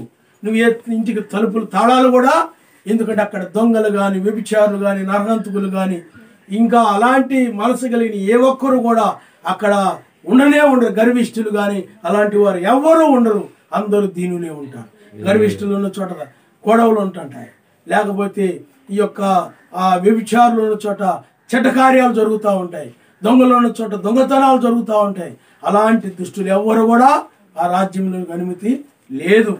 అందుకని ఎవరైతే నీతిమంతులుగా ఉంటారో, ఆయనతో సమాధానం కలిగి ఉంటారో, ఆయనను ఆనందిస్తూ ఉంటారో వారు మాత్రమే ఆ యొక్క నూతన భూమిలోనికి అనుమతించబడతారు. ఇప్పుడైతే ఆ యెరూషలేము ఆగరవలే ఉందని బైబిల్ చెప్తా ఉంది. ఆగరవలే ఉంది. ఆగరు ఎలా ఆమె ఒక అన్యురాలు, ఆగరు ఒక అన్యురాలు. ఇప్పుడు కూడా ఆ యొక్క ఇశ్రాయేలు దేశము అన్యుల చేత త్రొక్కబడుతున్న దేశముగా ఉంది. ఇప్పుడు అక్కడ యూదులు మెస్సీని సిలువ వేసినటువంటి రక్తములతో వాళ్ళు ఉన్నారు, ఇంకా వాళ్ళు ఆ ధర్మశాస్త్రం కిందే ఉన్నారు వాళ్ళు. అలాగే క్రైస్తవుల చేత అరబ్బుల చేత త్రొక్కబడతా ఉంది. అది పాలస్తీనా ఇజ్రాయెల్ దేశముగా ఉంది. అది ఆ విధంగా అన్యుల చేత త్రొక్కబడతా ఉంది. కానీ మనం ఎత్తబడిన తర్వాత ఆయన యూదుల దగ్గరికి వెళ్తాడు, వారు కూడా మార్పు పొందుతారు. 1,44,000 మంది మోషే ఏలియాల వర్తమానం ద్వారా మార్పు పొందుతారు. అప్పుడు ఆ ఇజ్రాయెల్ దేశం కూడా శుద్ధి చేయబడుతుంది. అప్పుడు ఆ దేశంలో యూదులు, పరిశుద్ధులైన యూదులు మనం కూడా 1000 ఏళ్ళు జీవిస్తాం ఆ భూమి కోసమే. అందుకనే మనము యాత్రికంలోని బైబిల్ చెప్తాం, మనం పరదేశంలోని బైబిల్ చెప్తాం. కానీ నాడు సంఘాలు, క్రైస్తవులు, పాస్టర్లు ఈ లోకమే శాశ్వతం, ఈ లోకమే స్థిరం అన్నట్టుగా కొనసాగుతున్నారు. కానీ యాత్రికుడు అనగా ఎప్పుడో ఒకప్పుడు తిరిగి సొంత దేశానికి వెళ్ళేవాడు. నువ్వు ఏదైనా ఒక విజయవాడ ఎక్కడికో వెళ్ళావనుకో చూసి రావడానికి నువ్వు ఒక యాత్రికుడు. ఎందుకంటే నువ్వు వెళ్తావు, అవన్నీ చూసి మళ్ళీ తిరిగి నీ సొంత ఇంటికి వచ్చేస్తావు. ఎప్పుడొకప్పుడు తిరిగి ఇంటికి వచ్చేవాడిని యాత్రికుడు అంటారు. మనము కూడా అంతే. మనం ఆయన యొక్క ప్రజలమైనప్పుడు మనం ఇక్కడ లోకములో ఈ దేశంలో ఒక యాత్రికులుగా మనం ఉన్నాం. కానీ మనము మన సొంత ఇళ్ళకి మనము కొనుక్కోబడతాం. అందుకే నేను ఆయన పిల్లలు, అందుకనే ఆయన మధ్య ఆకాశానికి రాబోతూ ఉన్నాడు. కాబట్టి పిల్లలు ఆలోచన చేయండి, అది అమర్త్యమైనది ఈ నశించే వాటి మీద. అందుకనే లోతు ఆ నశించేటువంటి వాటి మీద మనసు పెట్టుకోలేదు. ఆ శోధనలో వాక్యం కోసం నిలబడ్డాడు. ఈ రాజ్యం కోసమే అనేక మంది నిలబడ్డారు. కాబట్టి నీవు కూడా శోధనలో వాక్యంతోనే నిలబడాలి. ఇబ్బందుల్లో, ఇరుకుల్లో నాకు అన్ని అన్ని చేసేటప్పుడు నేను బాగా భక్తి చేస్తానని కాదు. చాలా మంది అలాగంటారు. అవన్నీ ఉన్నప్పుడు ఆయన్ని వదిలిపెట్టేసిన వాళ్ళు ఉన్నారు. నాకు ఉద్యోగం వస్తే అండి నేను అసలు డబ్బులన్నీ కూడా ఆయన కోసం ఖర్చు పెట్టేస్తానండి, ఆయన సువార్తకి, ఆయన కార్యాలకి, పరిశుద్ధులకి, సమాజంలో వాళ్ళకి ఉపయోగపడతానని అంటారు. కానీ ఆయన ఇచ్చిన తర్వాత స్వార్థం వచ్చేసి అప్పుడు కుటుంబాన్ని గురించి ఆలోచిస్తారు, ఆయన్ని మర్చిపోతూ ఉంటారు. కాబట్టి పిల్లారా ఆలోచన చేయండి. బైబిల్ ఏం చెప్తుందంటే బేదలైన వారు ధనులు పరలోక రాజ్యం వారిదని చెప్తుంది. హల్లెలూయా. నేను ఇంత భక్తి చేస్తున్నాను, ఇంత ప్రార్థన చేస్తున్నాను, నేను ఇంత ఇబ్బందుల్లో ఇరుకులో ఇలాగుంటున్నానేంటి, అక్కడ పాపం చేసేవాళ్ళు అంత గొప్పగా, అంత ఉన్నతంగా, అంత గొప్ప గొప్ప బిల్డింగులు కట్టుకొని, కార్లు కొనుక్కొని, పొలాలు కొనుక్కొని, అవి కొనుక్కొని, ఇవి కొనుక్కొని అంత గొప్పగా ఉన్నారేంటి, వాళ్ళ ఆశీర్వాదం కలిగి ఉంటున్నారండి, నాకు ఆశీర్వాదం లేదేంటి అనుకోవచ్చు. బైబిల్ ఏం చెప్తుందంటే ఇరుకు మార్గంలో ప్రవేశించేవారు కొద్ది మందే, విశాల మార్గంలో ప్రవేశించేవారు అనేక మంది. అందుకనే పునః సమాజంతో ఆయన అంటాడు, నీ శ్రమను, నీ దరిద్రతను నేను ఎరుగుదును, అయినను నీవు ధనవంతుడివి. ఇప్పుడు నువ్వు పేద వ్యక్తిగా కనబడవచ్చు, ఆ రాజ్యానికి వెళ్ళినప్పుడు నువ్వు ధనవంతుడు. కానీ అందుకే లాజరు కూడా భూమి మీద పేద వ్యక్తిగా ఉండొచ్చు, కానీ అబ్రహాం దగ్గరికి వెళ్ళినప్పుడు అబ్రహాం యొక్క ఆస్తికి వారసుడయ్యాడు. అతడు ధనవంతుడయ్యాడు. అమర్త్యమైన దానికి, నశించే వాటికి కాదు. ఈ లోకంలో కూడా పరిచయం వంటి సంఘాలు ఉన్నాయి, పరిచయం వంటి వాళ్ళు ఉన్నారు. భూమి మీద బహు ధనవంతుడు, అతడు బహుగా తన ఇష్టం వచ్చినట్టు సుఖించాడు. కానీ ఎందుకు ఆయన అలాగ సుఖింపజేశాడు, ఎందుకు వాళ్ళు నాశనం చేయలేదు నువ్వు అనొచ్చు. వాళ్ళు ఎలాగా నరకంలోకి వెళ్ళిపోబోతున్నారు కాబట్టి వాళ్ళు అనుభవించేది కొద్ది కాలమే కదా, అనుభవించనే నన్ను వదిలేస్తాడు ఆయన. అలా వదిలేశాడు కాబట్టి ఆ విధంగా బ్రతుకుతున్నారు. కానీ నీవు పైకి ఎత్తబడిన తర్వాత, మధ్యాకాశానికి ఎత్తబడిన తర్వాత, అప్పుడు ఈ యొక్క ధనవంతులు పరలోక రాజ్యాన్ని ప్రవేశించడని, ధనాపేక్ష సమస్త కీడులు కారణమని బైబిల్ చెప్తుంది. కాబట్టి ఈ ధనవంతులందరూ కూడా విడిచిపెట్టబడతారు. ఈ ధనం కలిగిన బోధకులు, సంఘాలు, లోకము విడిచిపెట్టబడతారు, నరకమునకు త్రోసివేయబడతారు. బైబిల్లో ఆయన చెప్పింది ఏదో కూడా తప్పిపోలేదు. ఏదో కథ కాదు, ఏదో మామూలుగా చెప్పుకోవడం కాదు. అది ఆయన్ని చెప్పినది. భూమి ఆకాశంలో గతించవచ్చునేమో కానీ నా మాటల్లో ఏది కూడా తప్పిపోలేదు. ఆనాడు 2000 సంవత్సరం నాడు ఇప్పుడు పద్మాస్ దీపంలో యోహాను గారు అంతం వరకు మెస్సై క్రియలు చేయడానికి వేకోచుకు ఇవ్వబడద్దని రాశాడు. ఇప్పుడు ఇది నెరవేర్తాం. అందువల్ల మనం ఇప్పుడు తెల్లవారుజాములో ఉన్నాము. లోతు వలె మనం ఈ భూమి మీదకి ఉగ్రత రాబోతా ఉంది. పాపం పెరిగిపోయింది. నోహు దినాలు, లో దినాల వల్ల ఎక్కడ చూసిన జనులు తినడం, త్రాగడం, అమ్మడం, కొనుక్కోవడం. నోహు దినాలు, లో దినాలు అలాగే ఉన్నారు నాశనానికి ముందు. ఒకడు ఒకటేసి రెండేసి పెళ్లిళ్ళు చేసుకోవడం, ఈ విధంగా మనుషులు తినడం, త్రాగడం, అమ్మడం, కొనుక్కోవడం. ఎక్కడ చూసినదే, ఎక్కడ చూసినా తినడమే, ఎక్కడ చూసినా త్రాగడమే, ఎక్కడ చూసినా అమ్ముకోవడమే, ఎక్కడ చూసినా కొనుక్కోవడమే, ఎక్కడ చూసినా కట్టుకోవడమే, నాటుకోవడమే, కోసుకోవడమే, పెళ్ళిళ్ళే. ఇదంతా మనం చూస్తూ ఉన్నాం. నోహు దినాలు, లో దినాల్లో నాశనానికి ముందు ఇలాగే ఉంది. అప్పుడు ఆయన జలప్రాణులను నాశనం చేశాడు, అగ్నితో సొదొమ గొమొర్రా కాల్చివేశాడు. ఇప్పుడు కూడా ఆ దినాల్లో ఉన్న రీతిగానే ఇప్పుడు కూడా ప్రపంచం ఉంది. ప్రజలు తమ మార్గాన్ని చెరిపివేసుకొని ఉన్నారు. ప్రజలు తమ మార్గాన్ని విడిచిపెట్టేసి మనిషిగా జీవించకుండా క్రూరమైన, మూర్ఖమైన జంతువులాగా బ్రతుకుతున్నారు మనుషులు. జంతువులకి నీతి ఉండదు, అంటే వాడికి తెలియదు, ఎందుకంటే పరిశుద్ధాత్మ ఉండదు. అందుకని మీ ఆ పక్కల గేదె ఉందనుకోండి, మీ దొడ్లో ఏదో చెట్టు ఉందనుకోండి, ఇది వాళ్ళది కదా, ఇది నేను వాళ్ళ గేదెని కదా, కాబట్టి వేరే వాళ్ళ చెట్టు నేను తినకూడదని దానికి తెలియదు. అలాగే మనిషి కూడా ఇప్పుడు ఒక జంతువులా తయారైపోయాడు. పక్కకూడదు కదా, మనం వాళ్ళది ఆశించకూడదు కదా, మనం మోసం చేయకూడదు కదా అనేది లేకుండా జంతువు వలె మారిపోయాడు, జంతువు వలె. అందుకని ప్రజలు తమ మార్గాన్ని చెరిపివేసుకున్నారు. బలాత్కారంతో నిండిపోయింది ప్రపంచం అంతా, హింసతో నిండిపోయింది. ఎక్కడ చూసినా హింసే. ప్రతి ఒక్కరు కూడా నన్ను ఆయన హింసించాడు, ఈయన హింసించాడు, ఆయన బాధ పెట్టాడు, ఈయన బాధ పెట్టాడు.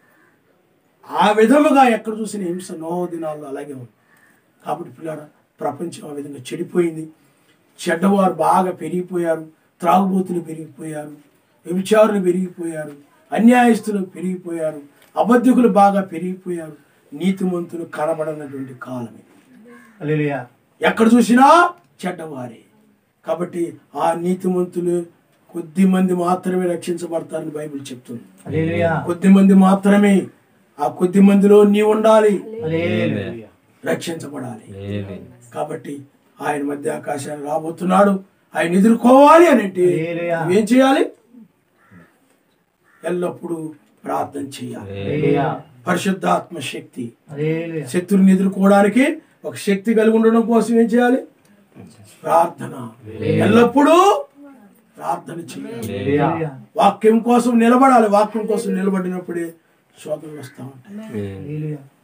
అపవాది లోకం కాబట్టి, ఇది అపవాదికి సంబంధించిన ప్రజలు కాబట్టి, అందుకని లోకం దుష్టిని ఉన్నదని బైబిల్ చెప్తుంది. అందుకని లోకంలో ఉన్నతమైన వాటిలో ఉన్న వాళ్ళందరూ ఎవరు? దుష్టినికి సంబంధించిన వాళ్ళే ఉన్నారు ఎక్కువ మంది. ప్రపంచంలో సాతానుకు సంబంధించిన వాళ్ళే, అంటే పరిపాలన చేసేవాళ్ళు ఎక్కువ మంది అవినీతి పరులు, దొంగలు, ఆ యొక్క వ్యభిచారులు, ఈ యొక్క ధనాపేక్ష కలిగిన వారు, ఆ నరహత్య చేసిన వారు, అలాంటి వాళ్ళు ఉన్నారు. అందువల్ల ఈ భూమి మీద హింస ఉంటుంది. త్రాగుబోతులు అలాంటి వాళ్ళు ఉన్నారు. లోకము దుష్టుల చేతుల్లో ఉంది, భూమి దుష్టుల చేతుల్లో ఉంది, ఇవన్నీ కూడా దుష్టుల చేతుల్లో ఉన్నాయి. అందువల్లనే నీతిమంతులకి భూమి మీద హింస కలుగుతూ ఉంటుంది. అయినా కానీ వాక్యం కోసం నిలబడాలి. హల్లెలూయా. రక్షించబడాలి, ఎత్తబడాలి.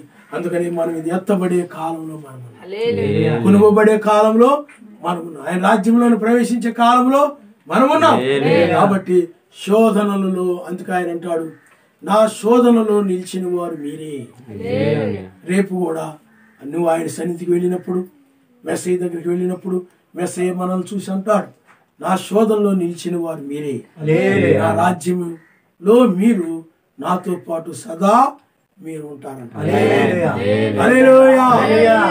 దూతలతో చెప్తాడు, ఇదిగో నా శోధనలో నాతో నిలిచిన వారు ఈరే, ఈ ప్రజలే నా వారు అంటాడు ఆయన. కాబట్టి అన్ని బాగున్నప్పుడు అందరూ చేస్తారు, కానీ శోధనలో కూడా బైబిల్, అందుకనే బైబిల్లో భక్తులకి వాళ్ళకి శ్రమలు వచ్చాయి, కష్టాలు వచ్చాయి. నీతిగా నడిచే వాళ్ళకి అవన్నీ వస్తాయి. వాళ్ళది ఇరుకు మార్గం అని బైబిల్ చెప్తారు. అది నిత్య జీవానికి వెళ్ళే మార్గం. కానీ విశాల మార్గము, సుఖభోగాలు ఇవన్నీ ఉంటాయి. ధనము, సుఖభోగాలు, విలాసవంతమైన జీవితాలు, కష్టాలుండవు, శ్రమలుండవు, హ్యాపీగా కొనసాగుతుంది. కానీ చివరికి నరకానికి వెళ్ళిపోతారు. కాబట్టి శ్రమపడి, అందుకని ఇలాగూ శ్రమపడి మహిమలోనికి ప్రవేశించుట అగత్యము కాదా అని ఉంది బైబిల్లో. కాబట్టి ఇలాగూ శ్రమపడి మహిమ శరీరం పొందుకొని ఆయన సన్నిధికి వెళ్ళడం మంచిది. కానీ అల్పకాలం సుఖభోగాలు అనుభవించి మోషే చూడండి, అల్పకాలపు పాప భోగాలు అనుభవించడం కంటే మెస్సయ్యతో పాటు శ్రమలు అనుభవించడం మేలు అనుకున్నాడు. మెస్సయ్యతో అర్జునులతో పాటు శ్రమలు అనుభవించడం మేలు అనుకున్నాడు. నీవు కూడా అలాగే నిలబడాలి. అల్పకాల పాప భోగాలు అనుభవించి నిత్య నరకానికి వెళ్ళడం అంత అవివేకం మరొకటి లేదు. కాబట్టి పిల్లారా, ఇది తాత్కాలికమైనది లోకము, ఇది శాశ్వతమైనది కాదు. ఎందుకంటే ప్రతి 2000 సంవత్సరానికి ఒక మార్పు జరిగింది. ఆదాము దగ్గర ఉన్న నోవ కాలానికి 2000 సంవత్సరాలు. అప్పుడు జల ప్రళయం వచ్చింది, 8 మంది రక్షించబడ్డారు. మరలా నోహు దగ్గర నుండి మెస్సయ్య వరకు 2000 సంవత్సరాలు. అప్పుడు ఆయన రక్తమును చిందించాడు కలవరి శిలువలో, 4000 సంవత్సరాలు.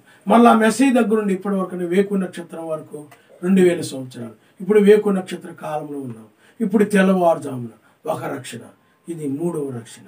కాబట్టి ఇప్పుడు 6000 సంవత్సరాలు బైబిల్ ప్రకారంగా 6 దినాలు.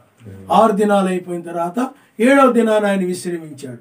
మనం కూడా ఇప్పుడు 7వ దినం అనగా 1000 ఏళ్ల పాలన. మన విశ్రాంతి మన కొరకు నిలిచి ఉన్నదని ఇక రాబోయేది ఆయన రాజ్యమే. సమయం లేదు, అంతా అయిపోయింది. ఇంకా ఆయన ఇప్పుడు న్యాయాధిపతిగా ఉండి ఆయన నీతిమంతులు రక్షించి లోకాన్ని ఆయన శిక్షించబోతూ ఉన్నాడు. కాబట్టి ఇప్పుడు నీవు రక్షించబడేటువంటి మనసు కలిగి ఒకరితో తప్పించుకునే వ్యక్తిగా నీవు ఉండాలి. దానిలో ఉంచుకోండి. మనం ప్రార్థన చేసుకోండి. యోబు, అనేక మంది నీతిమంతులు అక్కడ ఉంటారు. ద్రాక్షావల్లిని నేను, మీరు నాకిగాలు నాలో నిలచియుండుడి, నాకు వేరయ్యుండినా మీరేమి చేతురనెను, నాకు వేరయ్యుండినా మీరేమి చేతురనెను. అయ్యా, నీకు వేరయ్యుండి మేమేమీ చేయలేమయ్యా. నీ వాక్యాన్ని విడిచిపెట్టి నీ వాక్య ప్రకారం నడవకుండా మేము ఏమీ చేయలేము నాయన. నీతోనే ఉండాలి.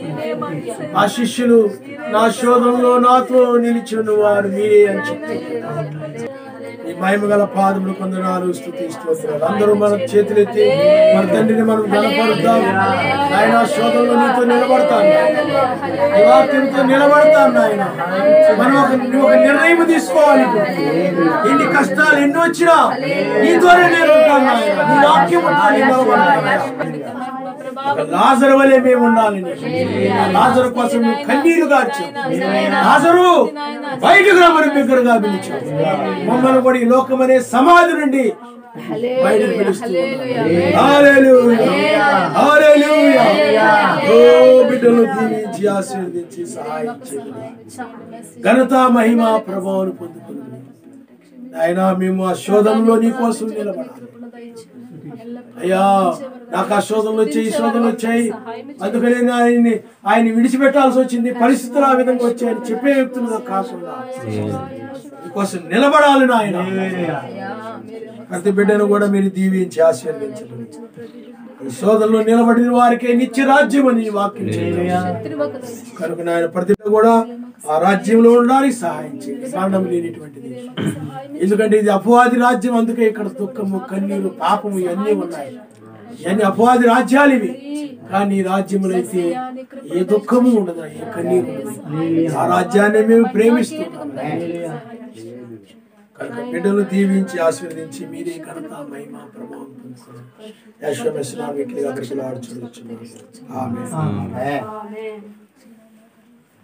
మళ్ళా చిన్న ప్రార్థన చేసుకుందాం. మా అందరూ వందనాలు. చిన్న ప్రార్థన చేసుకునే కుటుంబం గురించి, అలాగే వచ్చిన వారి గురించి కూడా చిన్న ప్రార్థన చేద్దాం. అందరూ రెండు చేతులు పైకి. ఓ సర్వోన్నతుడా, మహిమ కలిగిన వాడా, ఈ మహిమ గల పాదములు వందనాలు, స్తుతి స్తోత్రాలు. నాయన ఈ బిడ్డలు నాయన ఈ కూడికని ఏర్పాటు చేసుకోవడానికి ఇచ్చిన ప్రేరేపణ బట్టి వందనాలు. ఈ బిడ్డలందరూ కూడా మీరు నడిపించినందుకు స్తోత్రాలు. ఈ కుటుంబాన్ని బట్టి, పెట్టిన కూడికని బట్టి ఈ బిడ్డలు ఈ మాటలు విని ఆశీర్వదించబడి ఉన్నారు మేము నమ్ముచున్నాం. మరి ఈ మాటల ద్వారా బిడ్డలు ఆశీర్వదించబడి రాబో ఉగ్రతను తప్పించుకోవడానికి సహాయం చేయండి. ఇక్కడ కూడిన ప్రతి బిడ్డ చుట్టూ, ఈ గృహము చుట్టూ మీరు తోడుగా ఉండి, ఇక్కడికి వచ్చిన ప్రతి బిడ్డ యొక్క గృహము చుట్టూ మీరు తోడుగా ఉండి సహాయం చేయండి. ఆ బిడ్డలకు నాయన మీరే తోడుగా ఉండి ప్రతి బిడ్డని మీరే ఆయన రాజ్యానికి వారసులుగా నిలబెట్టుకుని సహాయం చేయండి. మీరే ఘనత మహిమ ప్రభావం పొందుకోమని నజరేయుడ నుండి ఆశ్రమిస్తున్నారు. మీకు బ్రతిలాడుచున్నాను. అందరికి వందనాలు.